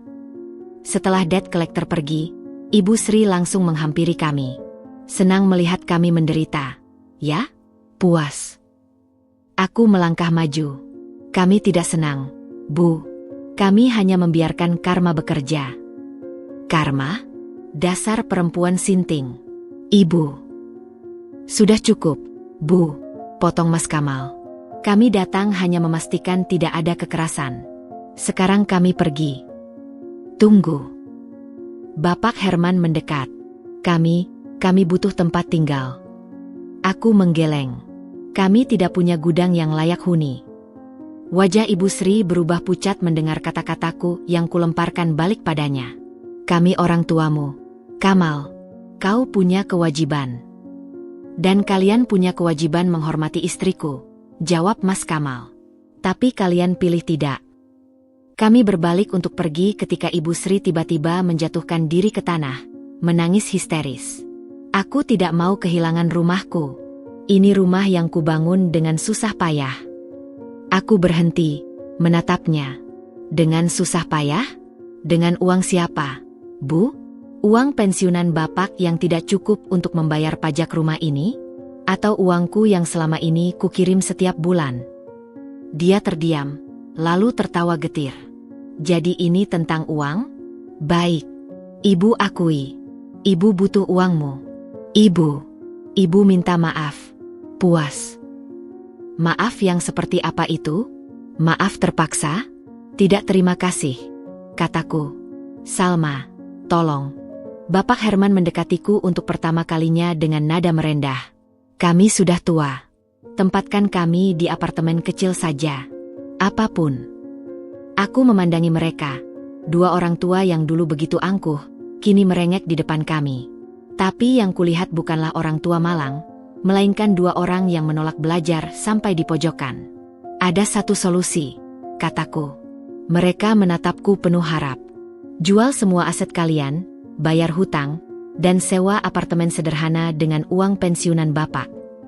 Tapi gaya hidup kami. Protes Ibu Sri. Gaya hidup. Aku hampir tertawa. Lihat sekeliling, Bu. Gaya hidup sudah meninggalkan kalian. Terima kenyataan. Mata Ibu Sri berbinar dengan ide tiba-tiba. Kamu bisa membeli rumah ini dengan harga murah. Jadi kami tidak perlu pindah.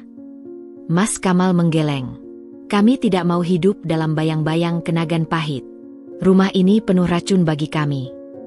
Kami akhirnya pergi, meninggalkan mereka yang masih terduduk di halaman. Dalam perjalanan pulang, Mas Kamal memegang tanganku erat. Apakah kita terlalu kejam? Tanyanya. Tidak, sayang. Kita hanya membiarkan mereka merasakan konsekuensi dari pilihan mereka. Seperti kata pepatah, karma tidak butuh operator, dia bekerja sendiri. Malam itu, aku membayangkan Ibu Sri meratapi rumah mewahnya yang akan disita. Tapi yang ku tahu, ini baru permulaan. Pelajaran tentang kerendahan hati masih panjang, dan karma baru saja mulai berbisik. 3 hari setelah ancaman debt collector, kami mendapat kabar dari Adi bahwa rumah mewah orang tuanya akhirnya disegel. Mereka terpaksa pindah ke sebuah kos-kosan sederhana di pinggiran kota. Lompatan kelas sosial yang menyiksa bagi Ibu Sri yang selama ini hidup dalam kemewahan. Namun, bukannya introspeksi, keputusasaan justru melahirkan rencana jahat dalam benak Ibu Sri. Suatu sore, ketika aku sedang meeting penting di kantor, sekretarisku memberitahu ada tamu mendesak, seorang wartawan dari media nasional. Sepertinya ada yang tidak beres, Bu Salma, bisik Maya, sekretarismu. Dia membawa recorder dan terlihat agresif.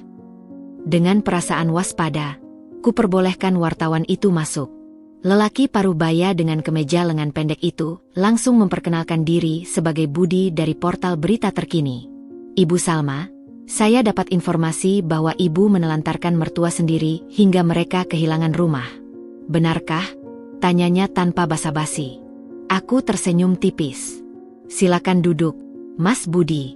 Sepertinya Anda mendapat informasi yang tidak lengkap. Dia duduk dengan sikap agresif. Ibu Sri, mertua ibu, mengaku ibu memutus semua bantuan finansial secara tiba-tiba setelah mengetahui mereka tidak mampu membayar hutang. Mereka bilang ibu tega melihat mereka diusir dari rumah sendiri. Dari laci mejaku, ku keluarkan berkas berisi printout transfer bank selama 5 tahun terakhir. Ini bukti transfer rutin dari rekening saya ke rekening Ibu Sri. Rata-rata 50 juta per bulan, kadang lebih saat ada kebutuhan mendesak. Mata Budi membelalak melihat angka-angka itu. Dan ini, tambahku sambil mengeluarkan USB, rekaman percakapan ketika Ibu Sri menyuruh saya tinggal di gudang karena saya divonis mandul. Mau dengar? Wartawan itu mulai terlihat tidak nyaman. Jadi, ada konflik keluarga di balik ini. Bukan konflik, tapi penghinaan yang berulang. Saya memutuskan untuk berhenti membiayai kehidupan mewah orang yang terus-menerus merendahkan saya. Saat itu, teleponku berdering. Dari layar terlihat itu Ibu Sri. Kuangkat dengan mode speaker. Salma, sudah dapat pelajaran? Wartawan kami sudah sampai. Suaranya penuh kemenangan. Ya, Bu. Sedang di sini. Bagus. Sekarang kamu pilih, kembali beri kami uang bulanan, atau besok namamu jadi berita nasional. Budi si wartawan terlihat malu mendengar ini. Maaf, Bu. Saya pilih opsi ketiga, membiarkan wartawan ini mendengar kebenaran langsung dari sumbernya. Kebenaran? Kamu pikir siapa yang akan percaya pada perempuan mandul sepertimu? Dunia ini memihak pada orang tua. Budi dengan cepat mematikan recordernya. Saya minta maaf, Ibu Salma. Sepertinya saya ditipu. Budi, jangan percaya omongannya, teriak Ibu Sri dari telepon. Sudah, Bu Sri. Saya tahu kebenarannya sekarang. Budi berdiri, memberikan kartu namanya padaku. Jika ada pemberitaan miring, hubungi saya langsung. Saya akan klarifikasi. Setelah Budi pergi, Ibu Sri masih berteriak di telepon. Salma, Ibu peringatkan kamu. Aku sudah memperingatkanmu dulu, Bu. Tapi Ibu tidak mendengarkan. Sekarang, hadapi konsekuensinya. Kututup telepon dan menarik napas dalam-dalam. Mereka tidak hanya putus asa, tapi sekarang menjadi berbahaya. Malamnya, saat aku bercerita pada Mas Kamal, wajahnya merah marah. Aku tidak percaya mereka sampai segitanya. Mau menghancurkan reputasimu. Tenang, sayang. Kita punya semua bukti. Justru mereka yang akan terbuka kedoknya. Tapi kami salah. Ibu Sri tidak berhenti di situ. 2 hari kemudian, sebuah postingan viral di media sosial muncul dari akun-akun buzzer bayaran. Foto-foto Ibu Sri dan Bapak Herman di depan kos-kosan sederhana mereka, dengan narasi menyayat hati tentang anak durhaka yang tega menelantarkan orang tua. Komentar-komentar penuh kebencian mulai membanjiri sosial media perusahaan kami. Beberapa klien bahkan menelepon untuk menanyakan kebenaran berita itu. Kita harus bertindak, kataku pada Mas Kamal. Sudah kuhubungi pengacara. Kita bisa menuntut mereka untuk pencemaran nama baik. Tidak, jawabku. Aku punya ide lebih baik. Kubuat video pernyataan sederhana di kantor. Dengan tenang, kuperlihatkan semua bukti transfer, surat medis tentang vonis kemandulanku, dan memutar rekaman suara Ibu Sri yang menyuruhku tinggal di gudang. Kebenaran tidak perlu dibela dengan teriakan, kataku di akhir video. Dia hanya perlu diungkapkan. Video itu menjadi viral dalam hitungan jam. Opini publik berbalik 180 derajat. Ibu Sri dan Bapak Herman yang sebelumnya dapat simpati, kini menjadi bahan celaan.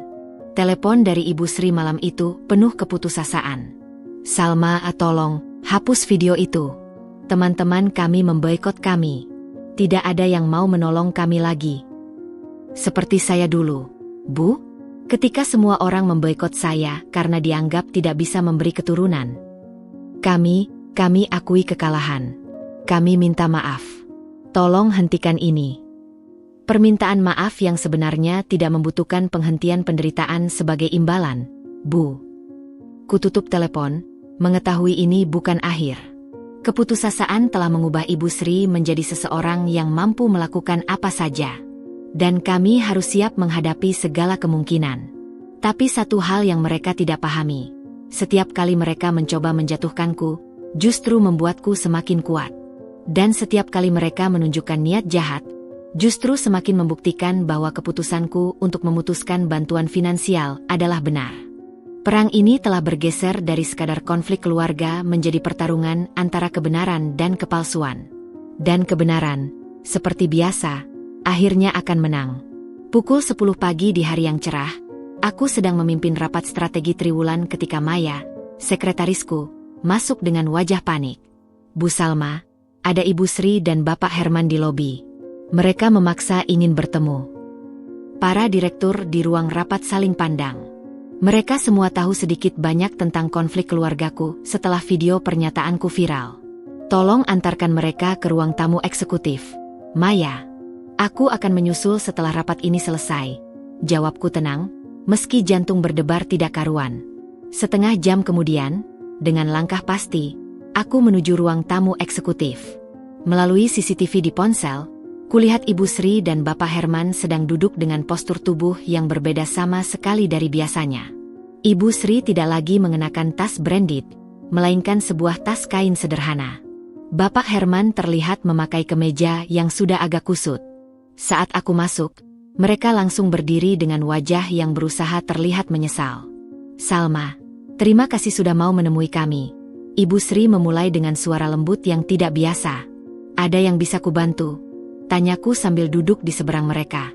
Kami diam sejenak, suasana tegang. Akhirnya Bapak Herman berbicara. Kami ingin meminta maaf. Sungguh-sungguh. Minta maaf langsung ke pengacara kami saja. Dia yang menangani semua urusan hukum kita sekarang. Jawabku dingin. Ibu Sri menghela napas. Salma, tolong, lihatlah keadaan kami sekarang. Dia membuka tasnya dan mengeluarkan beberapa foto kos-kosan mereka yang sederhana. Kami hidup dalam satu kamar. Harus antre untuk mandi. Ini menyiksa bagi orang seusia kami. Banyak orang seusia ibu yang hidup seperti itu, bahkan lebih buruk. Dan mereka tidak punya rekening yang pernah menerima miliaran rupiah selama bertahun-tahun. Tapi kami sudah terbiasa dengan standar hidup tertentu, bantah Ibu Sri. Nada suaranya mulai meninggi sebelum dia berusaha menenangkan diri. Maksud kami, bisakah kita mulai lagi dari awal? Aku memandangi mereka dengan tajam. Apa motivasi sebenarnya kalian datang ke sini? Karena menyesal telah menghina saya? Atau karena menyesal kehilangan sumber uang? Kedua mereka terdiam, saling pandang. Akhirnya Bapak Herman menjawab, kami menyesal semuanya. Kami sadar kami salah. Tapi kami juga butuh bantuan. Bantuan seperti apa? Ibu Sri mengambil alih. Kami ingin pindah dari kos-kosan itu. Tempatnya tidak sehat. Tapi uang pensiunan ayah hanya cukup untuk hidup sederhana. Kalau kamu mau membantu sedikit saja. Tidak, potongku tegas. Tapi lihat. Ibu Sri tiba-tiba mengeluarkan surat dokter dari tasnya. Tekanan darah ibu tidak stabil. Dokter bilang ibu butuh lingkungan yang lebih tenang. Dan ingatkah ibu, kapan terakhir kali ibu menanyakan kondisi kesehatan saya setelah operasi? Atau menanyakan bagaimana perasaan saya setelah divonis mandul? Mereka kembali terdiam. Aku berdiri. Pertemuan ini sudah selesai. Jika tidak ada urusan bisnis yang perlu dibahas, saya kembalikan pada pengacara kami. Tunggu. Ibu Sri berdiri. Matanya berkaca-kaca. Salma, ibu. Ibu mengakui kesalahan ibu. Ibu sombong. Ibu jahat. Tapi tolong, kasihanilah kami. Kami sudah tua. Aku berhenti di depan pintu, tidak menoleh. Kasihan? Seperti ibu mengasihani saya ketika saya kehilangan janin dan impian menjadi ibu. Itu berbeda. Tidak berbeda, Bu. Rasa sakit adalah rasa sakit. Dan ibu dengan sengaja melukai saya ketika saya paling rapuh. Aku membuka pintu. Maya, tolong antarkan tamu-tamu ini keluar. Saat Maya masuk, Ibu Sri tiba-tiba berteriak. Kamu tegas sekali. Ibu adalah orang tuamu. Aku berbalik, menatapnya langsung. Ibu bukan orang tua saya. Orang tua saya di kampung, yang tidak pernah meminta sepeser pun dari saya, yang selalu mendukung saya dengan tulus. Bapak Herman yang selama ini diam, tiba-tiba bersuara lirih. Kami mengerti. Kami akan pergi. Saat mereka berjalan keluar dengan Maya, aku melihat dari jendela bagaimana mereka berjalan tertatih-tatih menuju halte bus. Untuk sesaat, hatiku tersentuh. Tapi kemudian teringat kata-kata Ibu Sri, tempatmu di gudang. Tidak, mereka belum benar-benar berubah. Mereka hanya putus asa. Malamnya, Mas Kamal mendengarkan ceritaku dengan wajah muram. Mereka datang ke kantormu? Itu sudah melewati batas. Mereka mencoba mencari celah kelemahan. Tapi yang mereka tidak pahami, luka yang mereka buat sudah mengeras menjadi kekuatan. Pengacara sudah menyiapkan restraining order. Mereka tidak akan bisa mendekatimu lagi. Aku menggeleng. Biarkan saja. Biarkan mereka melihat bahwa segala upaya mereka sia-sia. Bahwa wanita yang mereka anggap lemah karena mandul ini justru lebih kuat dari yang mereka bayangkan. Beberapa hari kemudian, aku mengetahui dari Adi bahwa kunjungan mereka ke kantorku adalah ide tetangga mereka yang baru, seorang perempuan yang mengetahui reputasiku di dunia bisnis. Ibu pikir dengan menunjukkan betapa menyedihkan keadaan mereka, kakak akan luluh, kata Adi melalui telepon. Tapi ternyata salah. Mereka masih belum paham. Adi, maaf bukanlah alat untuk mendapatkan sesuatu. Maaf adalah pengakuan tulus yang tidak mengharapkan imbalan. Aku tahu, Kak. Aku minta maaf untuk mereka. Dan aku ingin katakan, aku bangga padamu. Kamu kuat. Kata-kata Adi itu yang membuatku tersenyum. Setidaknya, ada satu orang dalam keluarga itu yang belajar dari semua ini. Pencarian celah kelemahan mereka telah gagal. Tapi aku tahu, ini bukan akhir. Orang yang putus asa akan terus mencoba, terus mencari cara. Dan kami akan terus waspada. Karena dalam pertarungan antara kebenaran dan kepalsuan, yang paling berbahaya adalah ketika kepalsuan berusaha tampak seperti kebenaran. Dan Ibu Sri sedang belajar menjadi aktor yang baik. Hujan turun deras membasahi kota ketika telepon dari Adi malam itu membuatku tersentak dari tidur. Suaranya parau, hampir tak terdengar di antara derasnya hujan di luar. Kak Salma, Ibu dirawat di RS Polri. Serangan jantung. Duduk di tepi tempat tidur, aku mencoba mencerna kata-kata itu. Mas Kamal yang terbangun mendengar pembicaraan kami langsung mengambil telepon dari tanganku. Adi, ini Mas Kamal. Ibu kondisi bagaimana?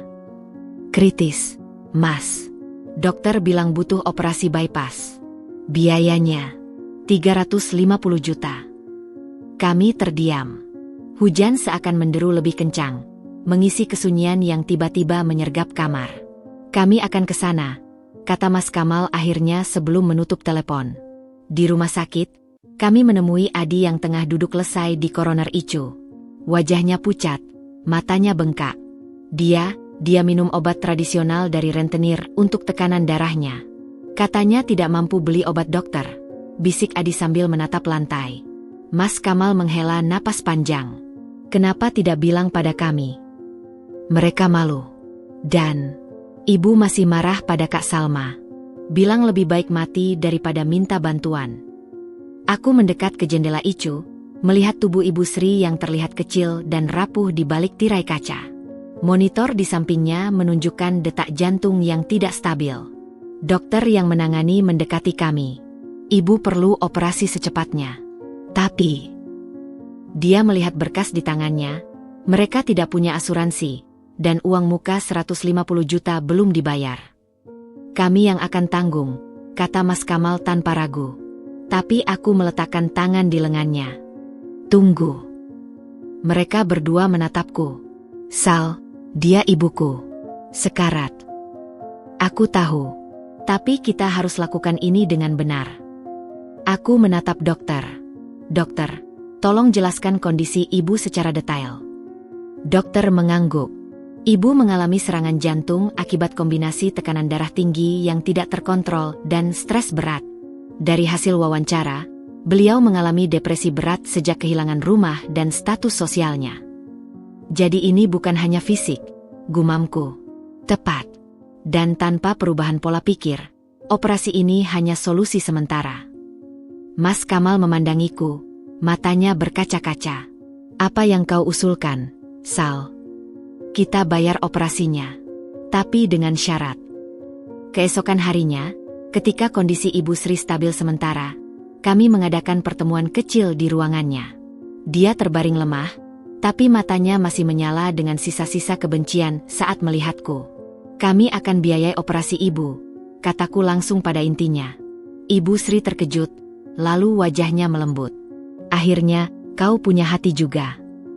Tapi ada syaratnya. Wajahnya kembali berkerut. Syarat? Ibu sedang sekarat dan kau berani bawa-bawa syarat. Pilihan ada di ibu. Operasi dengan syarat, atau tidak operasi. Dia terdiam, lalu mengangguk pelan. Syarat pertama, ibu harus ikut konseling psikologi secara rutin. Kita semua akan ikut terapi keluarga. Dasar gila. Syarat kedua, potongku. Setelah pulih, ibu dan bapak harus ikut program keterampilan hidup mandiri yang akan kami atur. Termasuk belajar mengelola keuangan sederhana. Bapak Herman yang duduk di sudut ruangan mendengus. Kami bukan anak kecil. Tapi selama ini kalian bertingkah seperti anak manja yang menuntut terus, balasku. Dan syarat terakhir, kalian harus menandatangani pernyataan di atas materai bahwa kalian tidak akan pernah lagi meminta uang atau bantuan materi apapun dari kami. Ibu Sri mencoba duduk, tapi tubuhnya terlalu lemah. Jadi, kau mau membeli nyawa ibu dengan perjanjian. Aku mau memastikan ibu belajar menghargai hidup tanpa menggantungkan pada orang lain. Dan belajar menghargai kami sebagai manusia, bukan mesin ATM. Air mata mulai mengalir di pipinya yang keriput. Ibu tidak punya pilihan lain. Kita selalu punya pilihan, Bu. Seperti dulu ibu memilih untuk menghina saya daripada memahami. Dokter masuk memberitahu bahwa waktu persiapan operasi sudah dimulai. Ibu Sri memandangi kami semua. Mas Kamal yang berdiri tegang, Adi yang menangis, dan aku yang tetap teguh. Baik, bisiknya akhirnya. Ibu setuju. Proses penandatanganan dilakukan dengan notaris yang khusus kami datangkan. Ibu Sri menandatangani dengan tangan gemetar. Air matanya menetes membasahi kertas.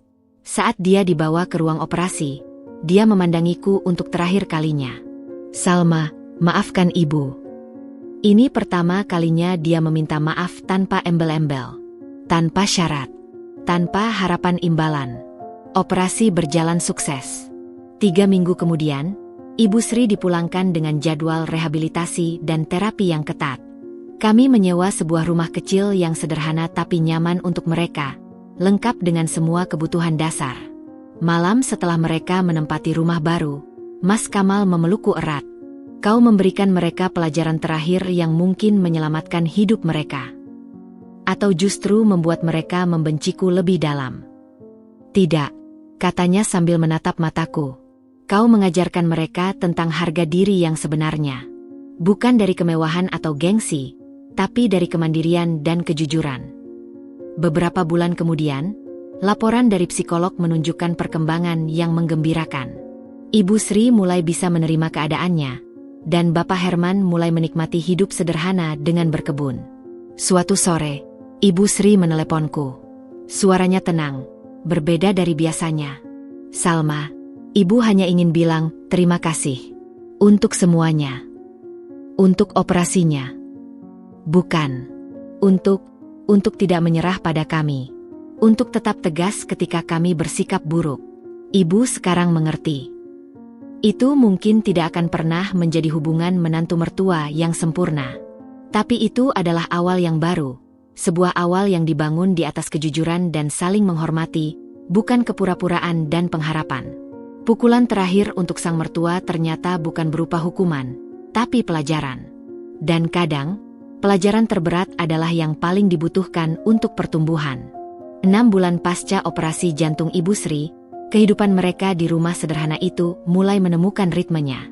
Aku dan Mas Kamal mengunjungi mereka setiap 2 minggu sekali, bukan lagi dengan perasaan was-was, tapi dengan kedamaian yang perlahan-lahan tumbuh. Suatu minggu sore, kami menemukan Ibu Sri sedang duduk di teras depan, tangan terampil merajut sebuah syal. Pemandangan yang tidak pernah terbayangkan sebelumnya. Wanita yang dulu menghabiskan waktu di spa dan klub golf kini dengan sabar menyusun benang demi benang. Lihat, nak, ujarnya bangga ketika kami mendekat, memperlihatkan syal setengah jadi. Kelompok ibu-ibu di sini mengajarkanku. Mereka bilang hasil rajutanku cukup bagus untuk dijual. Matanya berbinar. Bukan dengan kilau kemewahan, tapi dengan kepuasan yang tulus. Aku tersenyum. Warnanya cantik, Bu. Mas Kamal memegang pundak ibunya dengan bangga. Ibu hebat. Bapak Herman muncul dari belakang rumah, tangan penuh dengan sayuran segar dari kebun kecil mereka. Ini hasil panen hari ini. Siapa mau bawa pulang sawi dan kangkung? Kami masuk ke dalam rumah yang sederhana namun rapi. Tidak ada lagi ornamen mewah, tapi digantikan dengan foto-foto keluarga dan hasil kerajinan tangan. Bagaimana terapi, Bu? Tanyaku saat kami duduk di meja makan. Ibu Sri menghela napas, tapi kali ini bukan helaan dramatis seperti dulu. Psikolog bilang ibu sudah menunjukkan perkembangan baik. Ibu mulai mengerti banyak hal. Dia bilang ibu harus berterima kasih pada Salma, tambah Bapak Herman sambil menuangkan teh untuk kami. Karena tegasnya Salma, kami belajar hidup yang sebenarnya. Aku terkejut mendengar pengakuannya. Saya hanya melakukan apa yang harus dilakukan, Pak. Tidak, sayang. Ibu Sri menyentuh tanganku, sentuhan pertama yang tulus sejak kami berkenalan. Kamu melakukan apa yang tidak dilakukan orang lain, membuat kami menghadapi kenyataan. Malam itu, saat makan malam sederhana bersama, Ibu Sri bercerita tentang perjalanan batinnya. Awalnya ibu marah sekali. Ibu pikir kamu jahat, tega, tidak tahu balas budi. Dia menatap mangkuk nasinya. Tapi semakin hari, semakin ibu sadar, kami yang tidak tahu berterima kasih. Bapak Herman mengangguk. Kami terbiasa menganggap segala pemberianmu sebagai hak.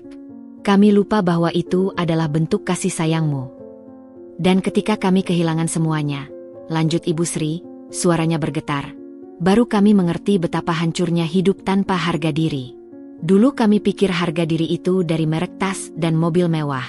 Sekarang kami tahu, harga diri datang dari kemampuan mengurus diri sendiri. Setelah makan malam, Ibu Sri mengajakku berjalan-jalan kecil di sekitar perumahan. Udara malam terasa sejuk, berbeda dengan ketegangan yang biasanya menyertai setiap interaksi kami. Salma, ujarnya tiba-tiba, ibu ingin cerita sesuatu. Dia menuntunku ke sebuah bangku taman kecil. Dulu, sebelum menikah dengan ayah Kamal, ibu berasal dari keluarga sederhana. Ibu bekerja keras untuk bisa sekolah sampai kuliah. Ini baru. Selama ini, Ibu Sri selalu bersikap seolah terlahir sebagai orang kaya. Ketika menikah dengan ayah Kamal yang dari keluarga mapan, ibu berjanji tidak akan kembali miskin. Ibu menjadi obsesif dengan gengsi, dengan penampilan, sampai lupa jati diri sendiri. Dia memandangi bintang-bintang. Dan ketika Kamal membawamu pulang, perempuan karir sukses, mandiri, mampu membiayai kami, ibu merasa terancam. Ibu pikir, dengan mengontrolmu, ibu bisa mempertahankan ilusi tentang diri ibu yang superior. Aku mendengarkan dengan hati berdebar. Ini pengakuan yang paling jujur darinya. Kata-kata ibu tentang gudang. Suaranya tercekat. Itu datang dari rasa takut. Takut dianggap tidak penting. Takut kembali menjadi perempuan miskin yang dulu. Aku tidak pernah menganggap ibu tidak penting, Bu. Aku hanya ingin dihargai sebagai manusia. Ibu tahu sekarang. Dia menatapku, matanya berkaca-kaca. Dan ibu minta maaf. Sungguh-sungguh. Bukan karena butuh uangmu, tapi karena telah menyakitimu ketika kau paling rapuh. Air mataku akhirnya tumpah. Terima kasih, Bu. Aku memaafkan ibu. Pelukan kami di bangku taman itu mungkin terlambat 5 tahun. Tapi terasa lebih berarti dari semua transfer 50 juta yang pernah kulakukan. Ketika kami kembali ke rumah, Mas Kamal dan Bapak Herman sedang tertawa terbahak-bahak menonton acara komedi di TV. Pemandangan yang dulu tidak terbayangkan. Dalam perjalanan pulang, Mas Kamal memegang tanganku. Aku tidak pernah membayangkan mereka bisa berubah seperti ini. Kadang orang perlu jatuh sampai ke dasar untuk belajar berdiri lagi dengan kaki sendiri. Harga sebuah kesombongan ternyata sangat mahal. Ya, gumamnya. Tapi pelajaran tentang kerendahan hati tidak ternilai harganya. Jawabku sambil memandangi bulan purnama yang bersinar di langit. Bab baru dalam hubungan kami dengan mertua bukan lagi tentang siapa yang benar atau salah, tapi tentang saling memahami dan memaafkan. Dan untuk pertama kalinya, aku merasa seperti bagian dari keluarga mereka, bukan karena uang atau jasa, tapi karena penerimaan yang tulus. Kesombongan telah mengajarkan kami semua pelajaran berharga. Dan seperti kata pepatah, kadang kita harus kehilangan segalanya untuk menemukan diri kita yang sebenarnya. 2 tahun telah berlalu sejak malam pengakuan tulus Ibu Sri di bangku taman. Kini, aku duduk di teras rumah kami yang baru, sebuah rumah sederhana dengan taman luas yang selalu kupimpikan. Dari kejauhan, terdengar tawa ceria anak-anak yang sedang bermain. Bunda Salma, lihat, aku bisa jungkir balik, teriak Sari, gadis kecil berusia 8 tahun yang setahun lalu resmi menjadi anak asuh kami. Aku tersenyum, menyaksikan Mas Kamal yang dengan sabar mengajari Sari gerakan gimnastik sederhana. Hati-hati, sayang, jangan sampai jatuh. Hidup ini memang penuh resiko jatuh, tapi yang penting kita bangkit lagi, ucap seseorang di sampingku. Aku menoleh. Ibu Sri berdiri di sana, membawa nampan berisi minuman dan kue-kue yang dia buat sendiri. Penampilannya sederhana, gaun katun tanpa perhiasan mewah, rambutnya yang mulai memutih dibiarkan tergerai alami. Tapi ada ketenangan dalam matanya yang tidak pernah kulihat sebelumnya. Ibu kapan datang? Tanyaku sambil membantu menata minuman di meja. Tadi pagi. Lihat, ibu bawa kue nastar favoritmu. Dia duduk di sampingku, memandangi Sari yang sedang asyik bermain. Dia semakin lincah ya. Seperti ibunya dulu, sahut Bapak Herman yang baru saja bergabung, membawa setangkai bunga dari kebun. Untukmu, Salma. Terima kasih, Yah. Aku menerima bunga itu dengan haru. Panggilan, Yah, ini masih terasa baru, tapi semakin natural diucapkan. Ibu Sri memandangiku lama. Pernahkah kau membayangkan kita bisa seperti ini, Salma? Dulu tidak, Bu.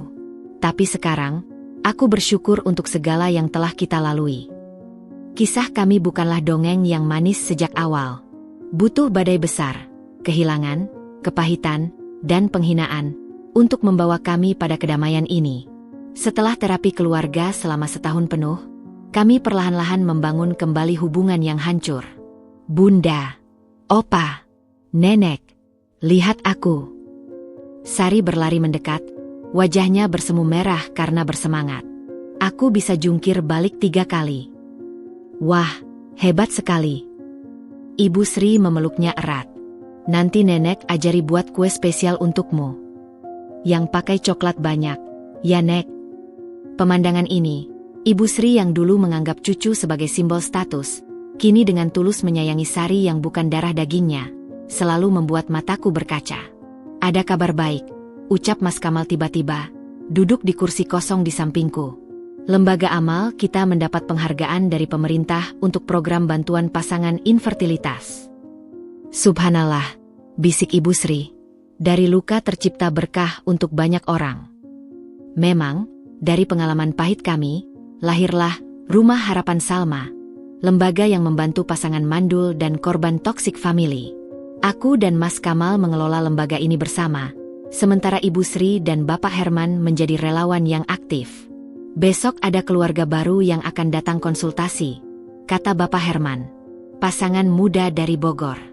Istri divonis mandul, suaminya tertekan keluarga. Aku mengangguk.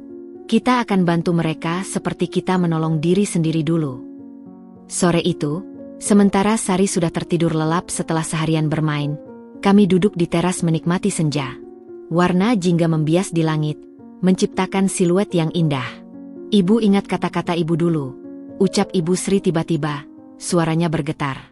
Tempatmu di gudang. Kata-kata yang paling ibu sesali seumur hidup. Jangan diingat lagi, Bu. Itu sudah lewat. Tapi ibu harus mengingatnya, bantahnya lembut.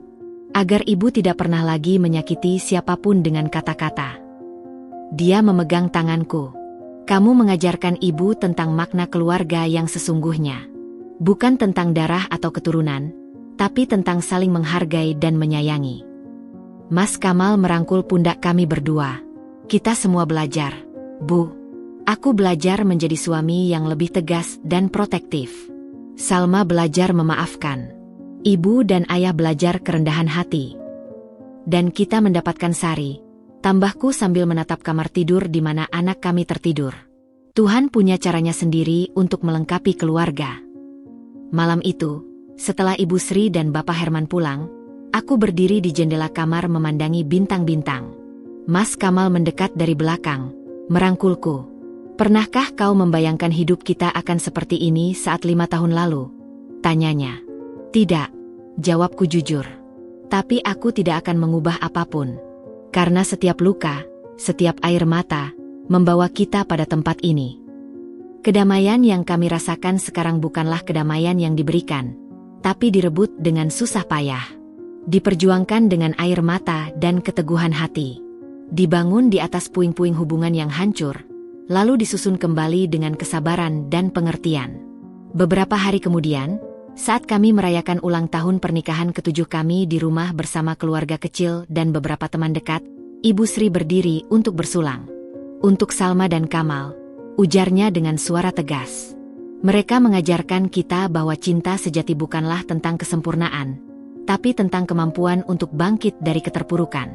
Dan keluarga bukan tentang hubungan darah, tapi tentang orang-orang yang memilih untuk saling menyayangi meski pernah saling menyakiti. Dia menatapku langsung. Terima kasih, Salma, karena tidak menyerah pada kami. Terima kasih telah menunjukkan jalan pada keluarga kami yang tersesat. Air mata kebahagiaan mengalir di pipiku. Ini, penerimaan dan penghargaan tulus, adalah segala yang tidak pernah kudapatkan selama 5 tahun pertama pernikahan kami. Saat ini, melihat Sari tertawa riang di pelukan Mas Kamal, melihat Ibu Sri dan Bapak Herman tersenyum bahagia, aku tahu, kami telah menemukan tempat kami yang sebenarnya. Bukan di istana mewah, bukan di gudang gelap, tapi di dalam hati satu sama lain. Dan untuk Ibu Sri yang dulu dengan bangga mengatakan, tempatmu di gudang, kini dengan rendah hati berkata, terima kasih telah membawa kami keluar dari kegelapan. Kedamaian yang direbut kembali ternyata lebih berharga dari segala kemewahan dunia.